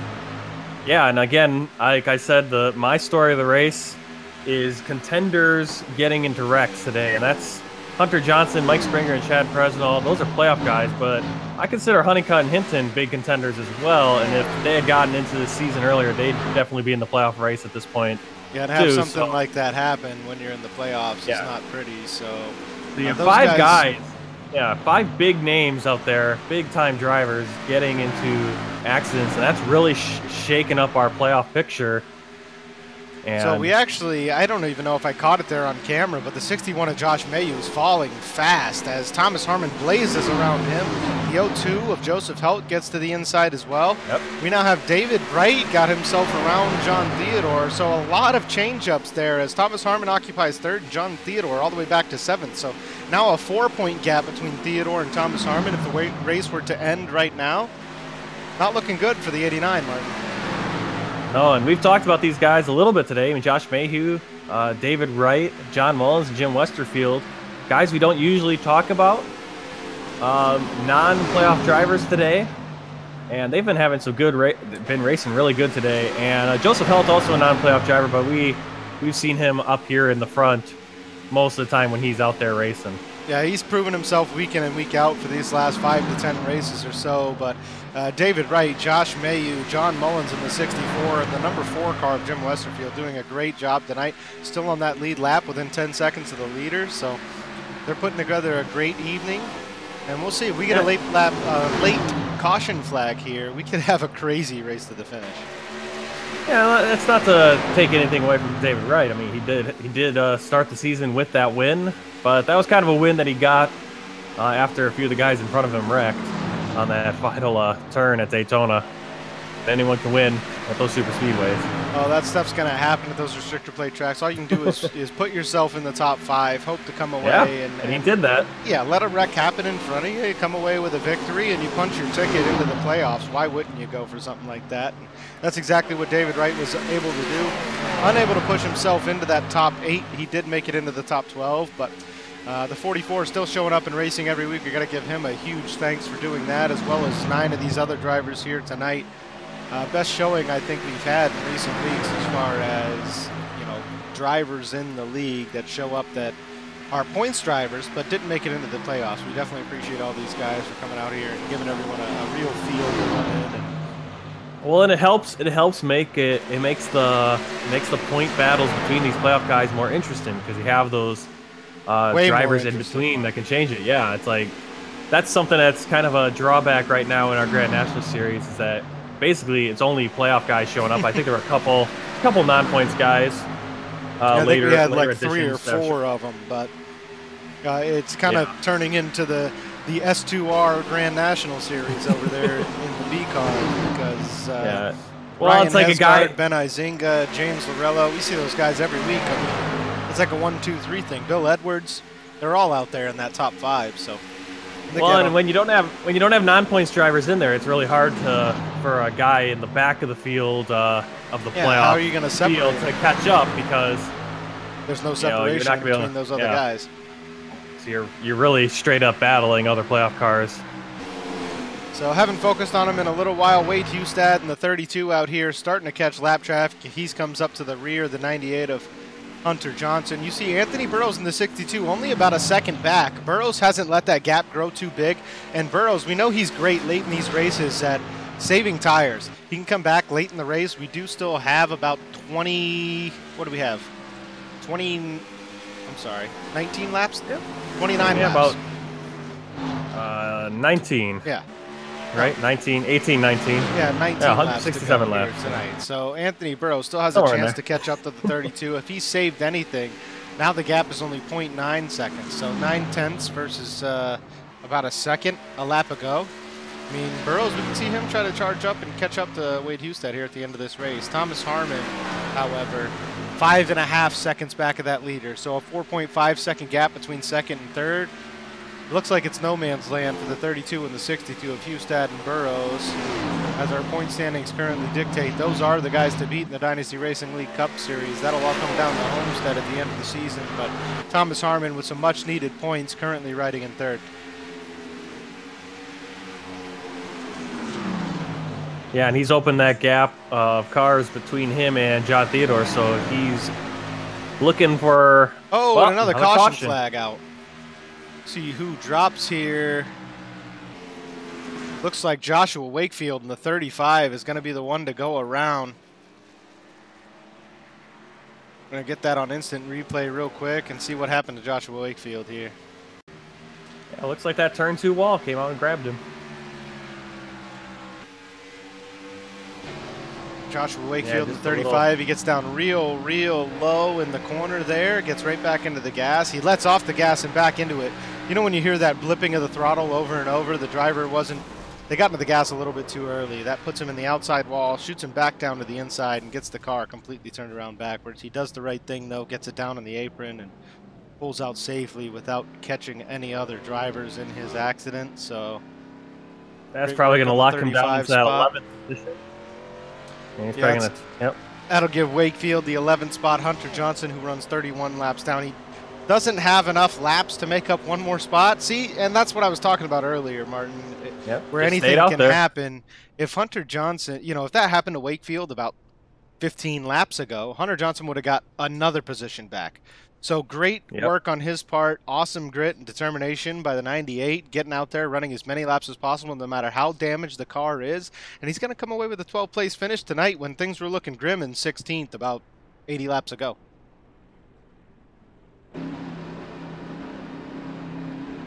Yeah, and Dustin Musial is only finishing 2 spots ahead of him. 2 or 3 spots. Musel and Theodore. It's not a huge gap between those guys, and again, he had 6-point cushion over Really Thomas isn't. Harmon, Looks like and we more so had than those other guys. a really rough pit there by John Theodore. Hardly able to get into his box. Anthony Burrows not taking all 4 tires. No way Anthony Burrows in the 62 took all 4 of his tires. Maybe thinking that somebody else was only going to grab 2. Wade Hustad gets all 4. Burrows only electing to take 2 there, and that's going to create an interesting end to this race, Martin.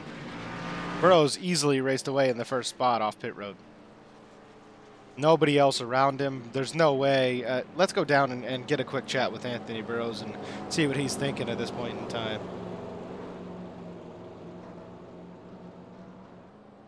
Anthony Burrows, you got a copy? Yeah, I got you. Hey, man, saw a crazy fast pit stop there. Maybe expecting some other drivers to take 2 tires, but I assume you only grabbed 2 there? No, I missed my box. I'm coming in this time. It said I was too far left. I really don't understand how I was, but I just couldn't get it straightened out, so I just decided to leave. I didn't feel like working that out. Very unfortunate end to the race here. I think 12 or 11 maybe laps to go as we take the green flag here this time around. You're going to be sitting in the 10th spot. We wish you the best of luck, man. I know there's a few guys out there that you can get around, but I was hoping you wouldn't hand it to Mr. Hustad. I wanted somebody to go out there and compete with him. Yeah, I was hoping we could race it out there. Just mistake on my part. I've always struggled with pit stops, especially on like old tires and stuff. I mean, it's not the end of the world. I think good finish here and good finish next week. I'll be in the Homestead, so really, Yeah, it's no big of a deal. Still gonna definitely get a top 10, but you know, if things don't go really well after this restart, that could be 2 weeks in a row without a top 5 after seeing you 100 for 100 throughout the season. You know, 100% in those top 5 positions. Best of luck tonight. Go out there and get them, man. All right, thank you guys. So, Martin, that's crazy. After 26 races, I think 27 races he participated in, top 5s in all 27 of them. He comes out both race 28 and race 29, barring something crazy happening in front of him and him passing 4 cars in these last 13 laps. He's going to finish outside the top 5.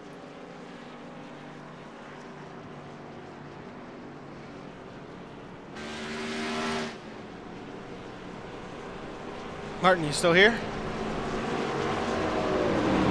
I think Martin Wenzel might be having a little bit of connection issues, but not a big deal. We now have David Wright in the number 44 car. He's going to start to the inside of Wade Hustad, who is now going to be our leader, electing to take that outside line on this last restart.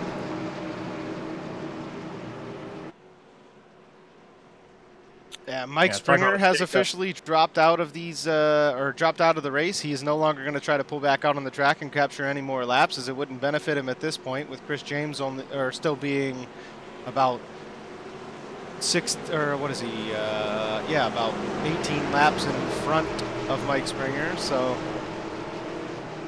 not enough time to make those laps back. And now we got David Wright running in second. Don't know how he was able to beat Thomas Harmon off of pit road, but Harmon runs third, outside, right behind the 32 of Hustad. And Joseph Helton fourth on the inside lane. Hustad out to a really quick start. David Wright gets into the gas, spins the tires, turns up into the 68 of Thomas Harmon, and completely pits the car. So, wow. That is, Thomas Harmon cannot be satisfied with that. That's going to do some damage to the 68 of Harmon. He can't be happy with that result. Harmon is going to have to come down and get some repairs. I don't think that's going to cause too much to the 68, but after we just got done talking to Anthony Burrows, he's up into the 4th position.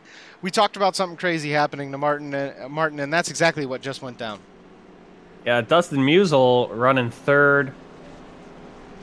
That's going to hurt. It's going to hurt the Harmon. I'm going to watch that one more time. See if it affected John Theodore. Theodore went down to the grass, I think, but was once again.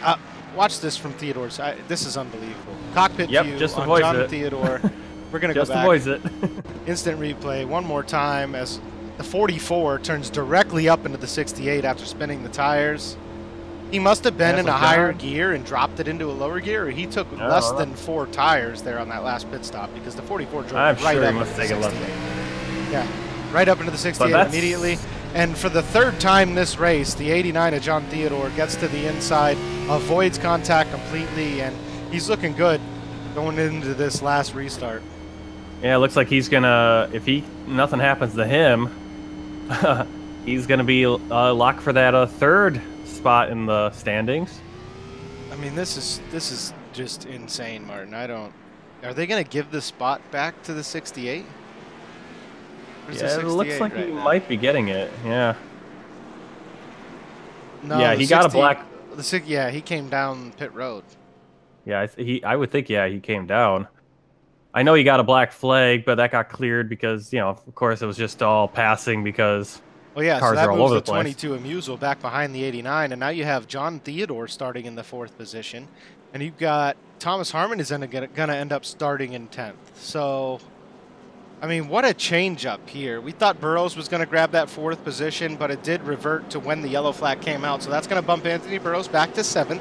That whole outside the top 5 thing we talked about just a couple laps ago, maybe not a possibility now, as Burrows is going to get 8 or 9 to race it out here at the end. But John Theodore now with a 6-car gap between himself and the 68 of Harmon.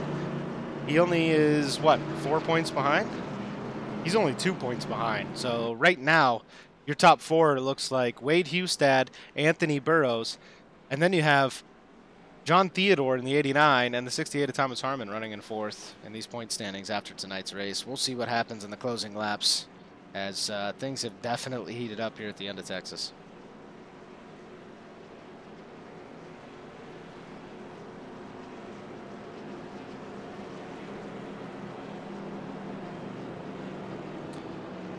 This is getting crazy, Martin. I don't even know what to think at this point. Ladies and gentlemen, we will be back with you in just a minute to take the green flag. Thank you for tuning in tonight.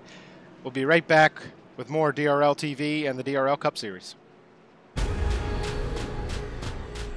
The most realistic online racing sim ever made. This is iRacing.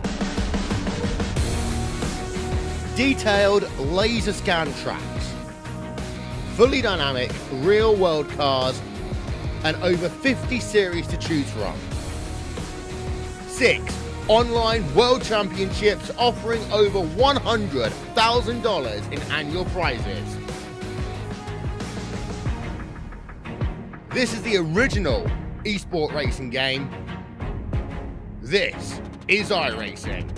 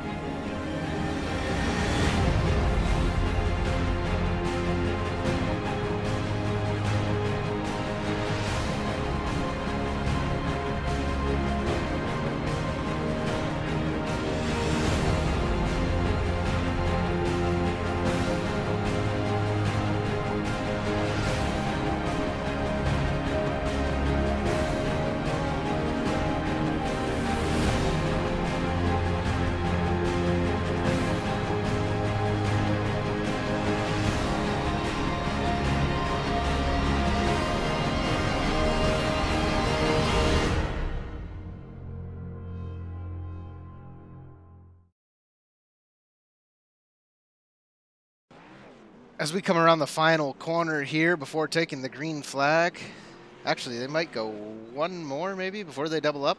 Yeah, it looks like they're going to come around to the finish line one more time. Wade Hustad, Joseph Helt sits in 2nd. John Theodore in the 3rd spot. Dustin Musel sits 4th. Anthony Burrows up to the 5th position after a couple other cars came down pit road during that commercial break. So right after we talked about Anthony Burrows not making it into that top 5, Martin, he finds himself right back comfortably in the 5th position. Yes, he does. He just seems to stick around there. John Mullins gets out of his car. I believe he was collected in that little restart catastrophe. So crazy After having a good finish. race today. I mean, Texas, 167 laps around this mile-and-a-half track. 250 miles these guys have driven tonight. Very unfortunate night to John Mullins. He did so well tonight. Hope he turns out next week and continues to try to run here in the Dynasty Racing League. Great racing on John Mullins' part in that 64 car. David right there spinning the tires. Ruins a couple guys' race. Thomas Harmon, number 68. Currently runs in the 8th position. Wants to try to make up a couple of those spots back on the 89 of John Theodore here, as Wade Hustad's going to take the green flag. These guys are going racing.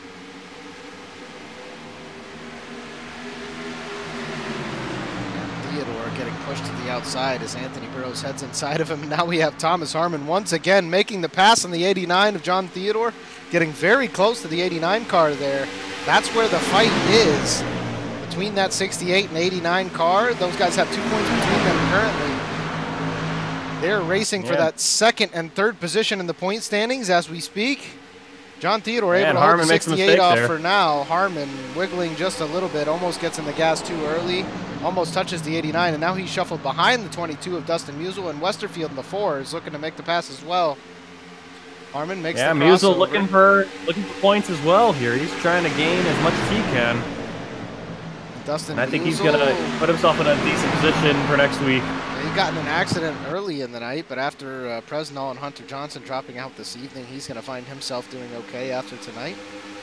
And 5 laps to go left here at Texas Motor Speedway in Fort Worth, Texas. Thank you again to all of our viewers for tuning in. The end of this race should be exciting. Got Wade Hustad in first. Joseph Helt runs in the 2nd spot. Anthony Burrows just behind him in the 62. Then John Theodore runs 4th, Dustin Musial 5th, and Thomas Harmon in the 6th position as he heads to the inside of the 22 to try to make up one more position on John Theodore.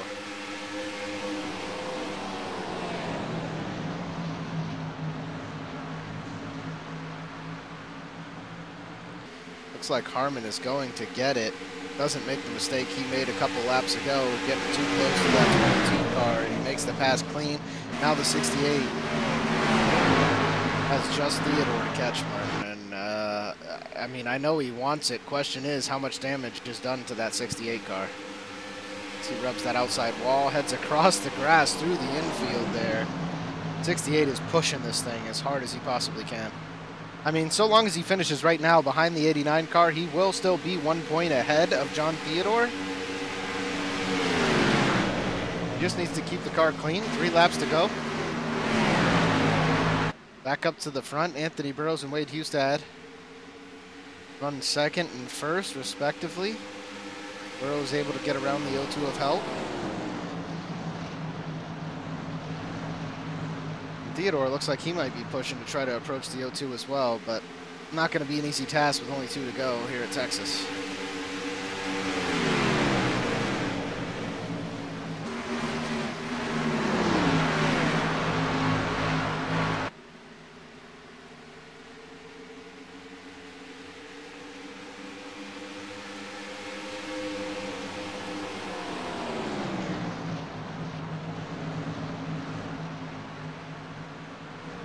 I said it wasn't going to be easy, but now the 89 is right to the back of the 02 of Joseph Helt, looking to put 1 more point, maybe tie himself with Thomas Harmon in that 68 car if he can get around Joseph Helt here at the end of the race. The final corner, turn 4. Wade Hustad is going to take the win. Anthony Burrows is going to finish 2nd. Joseph Helt will come away with the 3rd spot, and John Theodore finishes 4th, just in front of Thomas Harmon in the number 68 car. So definitely some surprises at the end of that race, Martin. We saw Anthony Burrows shuffle back to the 10th position, still able to come away with the 2nd place finish with only 13 laps remaining in that race. I can't believe the mix-up that occurred there. Fortunately enough for the 68 of Harmon, it didn't absolutely destroy his race. He was running 3rd, gets taken out by the 44 of David Wright, and he's doing okay now.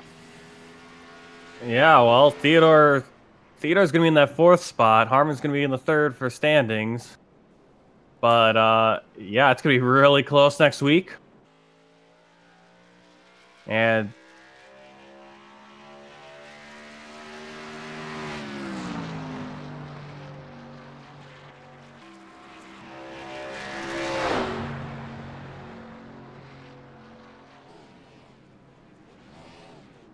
definitely be interested. We see Wade Hustad in that number 32 car. We see the other 4 left in that top 5 down there, sitting on the track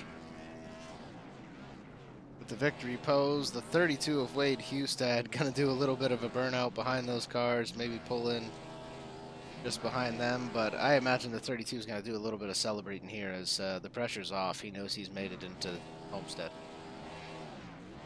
Yeah, he's locked in. He was already looking really secure anyway, so there's still a battle for 2 spots. That's good news for John Theodore, Thomas Harmon, and Dustin Musial, Hunter Johnson. Those guys who are still working to get in. That Wade Hustad won this race. If it was anyone else, it would be looking a little bit more dicey for those guys. Yeah, give them one less spot to fight for, or making it only that 4th position that mattered, as Hustad and Anthony Burroughs looking very secure in the 1 and 2 spot. But that's impressive. So, Martin, we had 12 wins on the season by Anthony Burroughs. We now have 8 wins on the season by Wade Hustad here when he captures this victory at Texas. So the gap is only 4 spots. It's really going to come down to Homestead. Those 2 have been the class of the field all season long, and barring something going crazily wrong, and you know, we had it happen at Texas early in the season. Thomas Harmon grabs that victory after those 2 front cars get in a wreck. Burroughs and Hustad, they wrecked each other coming into that final turn, or coming out of that final turn at Texas, and Thomas Harmon was able to grab that victory. So somebody looking to be in that same spot at Homestead, and you know, if somebody puts in enough practice, maybe they won't even need to be in that spot at Homestead. Maybe they'll come away with just a straight up victory. They won't have to, you know, sneak in a victory. They'll be able to just straight up take a victory. But we'll run through the official results here as Wade Hustad, our winner, with 148 laps led. Anthony Burroughs finishes 2nd with 9 laps. Joseph Helt in 3rd. We have John Theodore in the 4th spot. Thomas Harmon takes 5th. Dustin Musial in the 6th position. Jim Westerfield in 7th. The 8th spot goes to Josh Mayu. 9th, David Wright. 10th goes to John Mullins.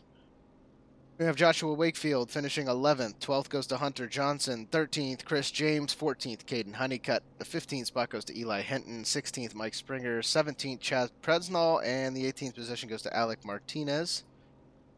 Great race tonight. I can't wait to get down here and do some on-track interviews. The first guy we're going to bring in is the 5th position of Thomas Harmon. Go down and see what Thomas has to say after that race. Thomas Harmon, you got a copy, sir? 10-4, I got you. Hey, so some crazy stuff happening with about 13 laps to go there. The 44 of David Wright actually gets into your car. I don't know how you feel about exactly what happened there at the end of the race. Did he just spin his tires? Did he apologize? What went on? Yeah, he spun them. I don't know if he took 2 or if he just spun them on fresh tires or what, but he spun them and it got me in. Obviously, I'm not happy with that, but I recovered for 5th, and I can't be too upset because that's how I got my win here, ironically, back in spring. But yeah. Yeah, we just got done talking about that. You started in the 6th spot tonight. You come away with the 5th place finish. A couple laps prior to that accident or that restart, it looked like you were going to be able to keep a couple points on John Theodore. You came into this race 2 points ahead of him. It now looks like you are going to be only 1 point ahead of him moving into next week at Phoenix. How do you feel about Phoenix? I actually got asked that earlier by a friend of mine, and I told him I really don't know, because everything that I've from earlier this year and last year, it's pretty much been thrown out the window, because I went from being, 5th, 5th, 10th, 15th place car to suddenly being competitive. I don't know where it come from. But it's there, and I just hope that I guess I'm going to have to point my way into the next round, and let's get a miracle there. Well, we've seen it throughout the season. We know you're one heck of a driver. You entered late here, and you find yourself one race away from making it to Homestead and competing for a championship in that Final Four, man. We wish you the best of luck. Do you want to give a shout-out to anybody tonight? Yeah, 1 second.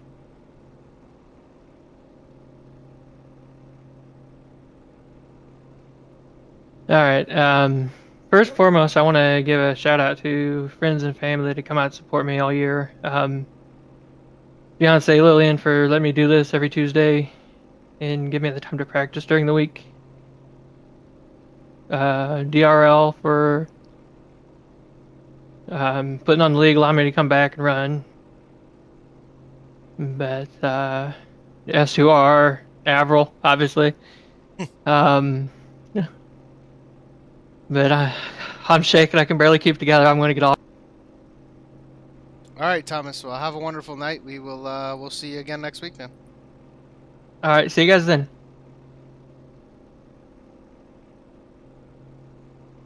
That was Thomas Harmon, our 5th place finisher for tonight. Great finish by him. He does come away with the 5th place finish, and he finds himself in a very interesting position going in next week into Phoenix. And we're going to grab John Theodore in that 89 car, who gains a point here on Thomas Harmon. When things look shaky there at the end, he was still able to pull it out. Comes away with the 4th place. Springer Thomas Harmon, and... you got a copy, sir. Or, I'm sorry. John Theodore, you got a copy, sir. I got a copy. How's it going, guys? We're doing all right. Crazy finish to that race. David Wright takes Harmon out, puts him towards the back of that field. You're able to come back and get a point back on Harmon at the end of that one. You're going to find yourself 4th in the standings going into next week. How you feeling, buddy? Feeling pretty good. I think that puts us 1 point behind Harmon, which basically means that as long as I finish in front of him, I've got him beat, right? So I think that that's how it works. So,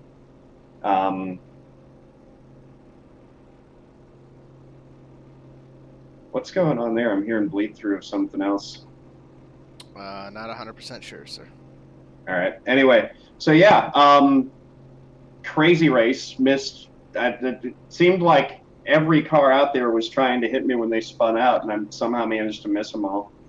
Yeah, even there at the end, I wanted to grab a second interview with you where you jumped down to that down into the infield there and avoided that whole wreck on that second to last caution. That was insane with 13 to go. But that was 3 in a row tonight.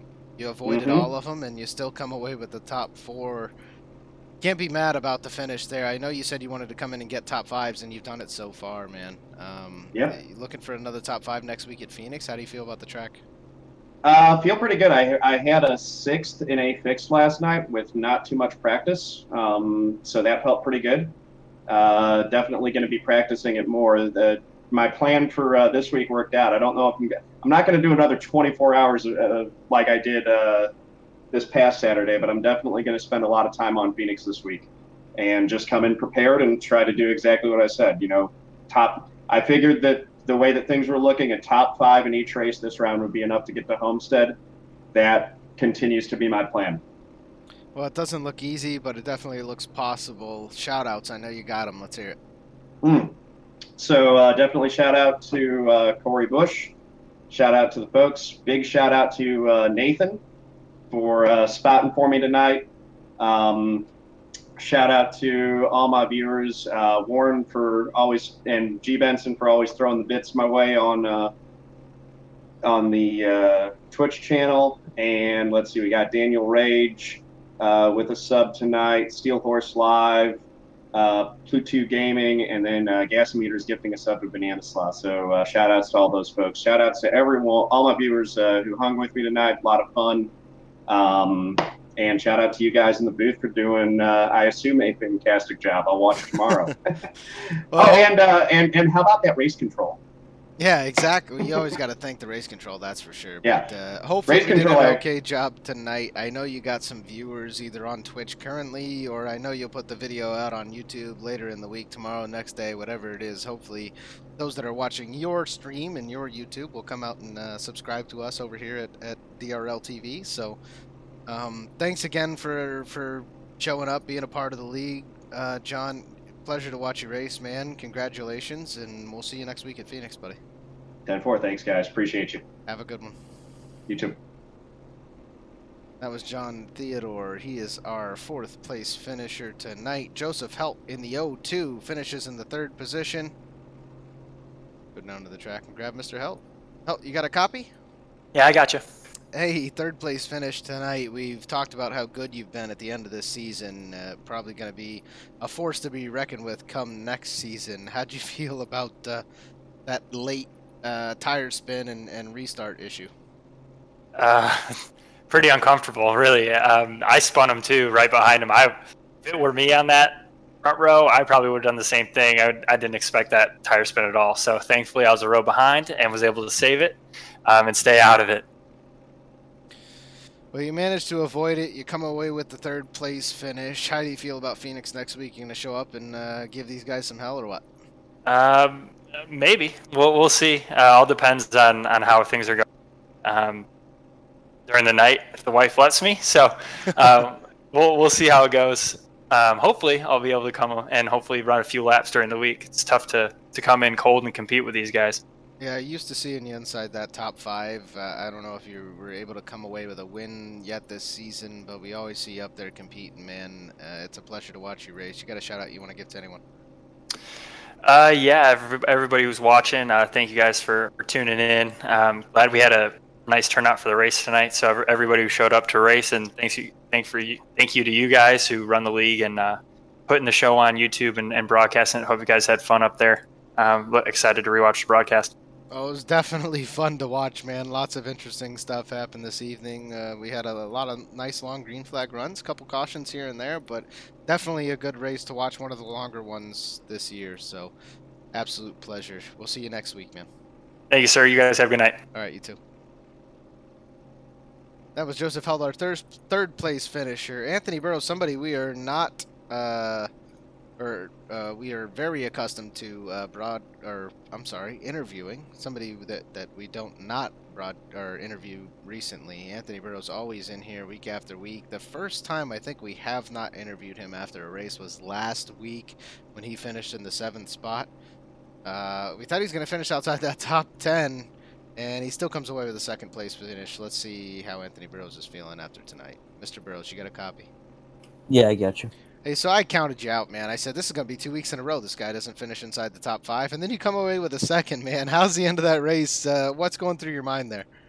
Yeah, I was thinking the same thing, too, at that point, but definitely got lucky with that wreck off the restart. Didn't really expect that to happen. I didn't notice the 44 stayed out, but yeah, definitely got lucky from that, gained like 4 spots from it, and then got a really good restart and went up to 3rd, and then got Joseph for 2nd, so... I mean, it was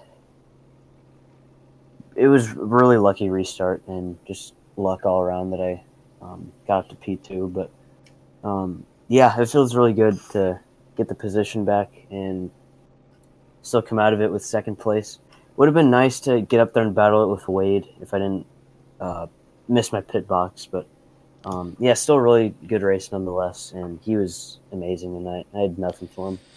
Well, elephant in the room, Anthony. We got Wade Hustad after winning tonight, posts his 11th win in the DRL. You've posted 12 so far this season. You barely lost it at Homestead last year to Eric Wolf. I don't want to disclude next week at Phoenix, but it doesn't really matter for the two of you so long as you show up and race. How are you feeling about Homestead, man? You put in a lot of practice there or what?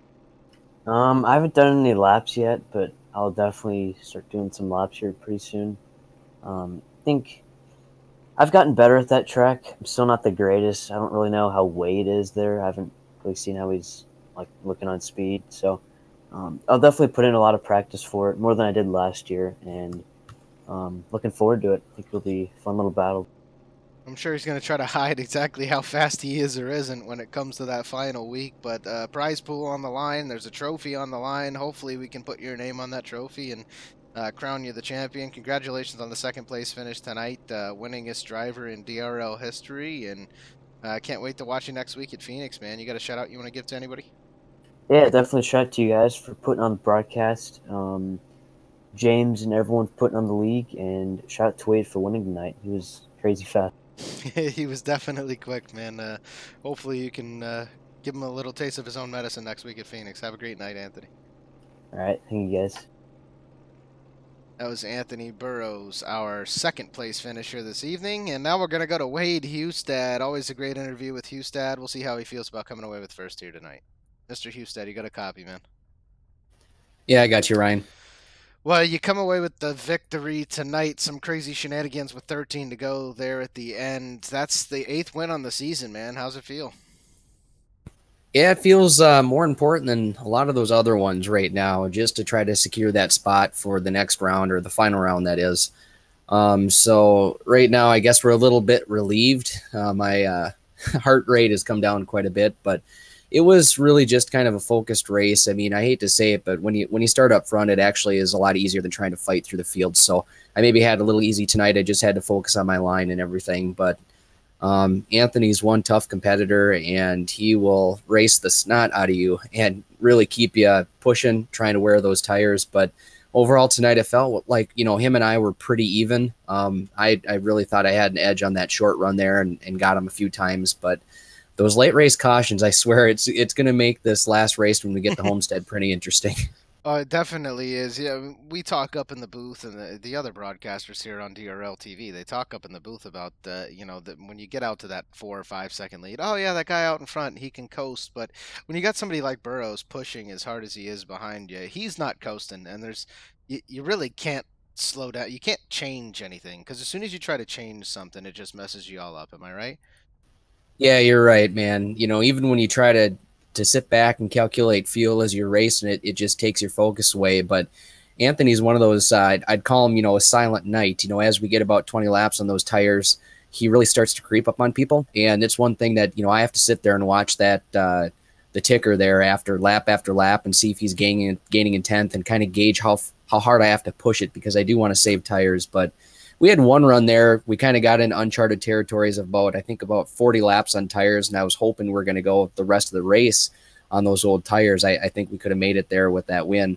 But I was trying to save, and then he'd gain a 10th, and then I had to push a little bit more, and it was just kind of this ebb and flow of trying to stay, at least close to a second out in front of him so he couldn't sniff my air and catch us. But Anthony's one guy you got to watch out for. I have mad respect for that guy. We can race really, really close. I can damn near touch his rear bumper, and I know that he's not going to hesitate or, slow up or anything like that. He's one guy I love racing with a lot. Well, speaking of that, we saw you do it early in the night. Me and Martin commented in the middle of that broadcast how you were inches, centimeters from his bumper. He didn't falter, you didn't falter, nothing happened, and we know how things can go. When you did it to me the other night. Nobody, I don't know, whoever's watched it here on DRL TV and stuff in that Pro Series, but I got into the gas maybe a little bit too late. And a lot of the times we see it coming out of a corner where somebody has to let out of the gas to avoid touching that wall. And if you're right on a bumper, you're going to plow them in the rear end. And that's the thing with you and Burrows. You're just such good drivers. You can not only judge exactly how your car's doing, but how good the car in front of you is doing, and judge whether you're okay running within an inch of his bumper or not. Yeah, that's absolutely true. And, I think I have these cup cars figured out. I don't have VR, so it's just kind of that muscle memory of where I think that car is with just the screens that I have. But, again, Ryan, that's my fault the other night in the Pro Series. Those K&N cars have a longer nose, and I showed up with no practice, and that really is my fault. But when it comes to these cars, I pretty much have them figured out and know where I'm comfortable with, depending on who that person is. But it definitely makes the racing interesting from the broadcast point of view. And on top of that, too, it's a great feeling that you have people like that you can race really close with. Well, you come away with another first. You take the pressure off next week at Phoenix. You can just come out and do your thing so long as you show up. You got your ticket punched to Homestead. You practice in Miami already or what? I turned a few laps, I think, a couple days ago just to kind of see what the track was like. I've never been on that track with the Cup car. But I think coming up, I'm still going to look to practice maybe Phoenix, probably Sunday or Monday if I can find some time. And then when we get to Homestead, we'll get there. But I think we need to be on our best behavior when we get to Homestead with not pushing it too hard, but also make sure we've turned enough laps so that we can be consistent lap after lap and hopefully come out on top. Well, Burrows barely edged out by Wolf at the end of last season at Homestead. Hopefully you can go out there and give him a run for his money, man. Congratulations on the win tonight. Let's hear the shout-outs.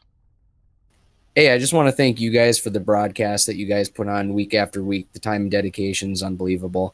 I just want to thank Anthony, Joe, John, Thomas, I think Caden was up there too. It was fun racing with those guys. They're what make the league and the broadcast, awesome to watch, and hopefully for the fans as well.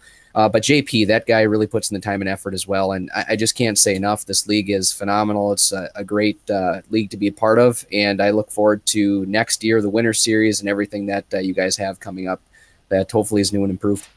Well, there's a lot coming up, and it's all new and improved, and we can't wait to see it moving forward. But 2 more races left in this Cup Series. Can't wait to see what you and Burrows have here at the end of the season. Congrats again, man. We'll see you next week. Thanks. Have a good night. All right, you too, man.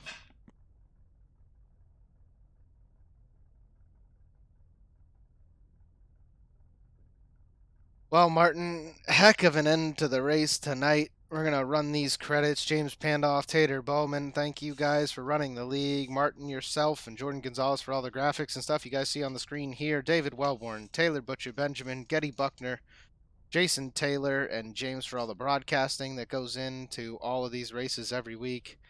And then all the admins and race controls that show up and put in all the time that they do involved with the Dynasty Racing. Thank you to all the viewers that show up and watch these races, Sundays, Mondays, Tuesdays, Wednesdays. I mean, we have every night of the week practically, except for Saturday, Friday night, Saturday night.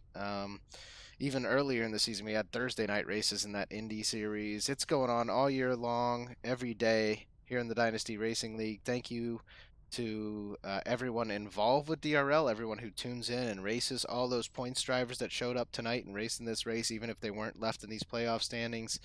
It's been an absolute pleasure. Thank you guys so much. Martin, you got anything else for the viewers before we let them go here this evening? No, just thanks for watching, and see you tomorrow as we race the trucks at Martinsville. Yeah, that's going to be an exciting one. I don't know if I'll tune out for that. Not a huge fan of Martinsville myself. I am knocked out of those playoffs, and I really haven't put any practice in there. That has been delayed a week, but you guys do see here that the next broadcast will be the Martinsville 175 in Ridgeway, Virginia. That'll be David Wellborn and Taylor Butcher Benjamin tomorrow night at 9 p.m. Eastern. And then this series will be coming back to you at ISM next week, next Tuesday night, 9:25 p.m. Eastern. Me and Martin right back here with you in the DRL Cup Series. Last race before we go to Homestead. It's going to be an exciting one. Have a great night, ladies and gentlemen. Thanks again for tuning in. We'll see you next week.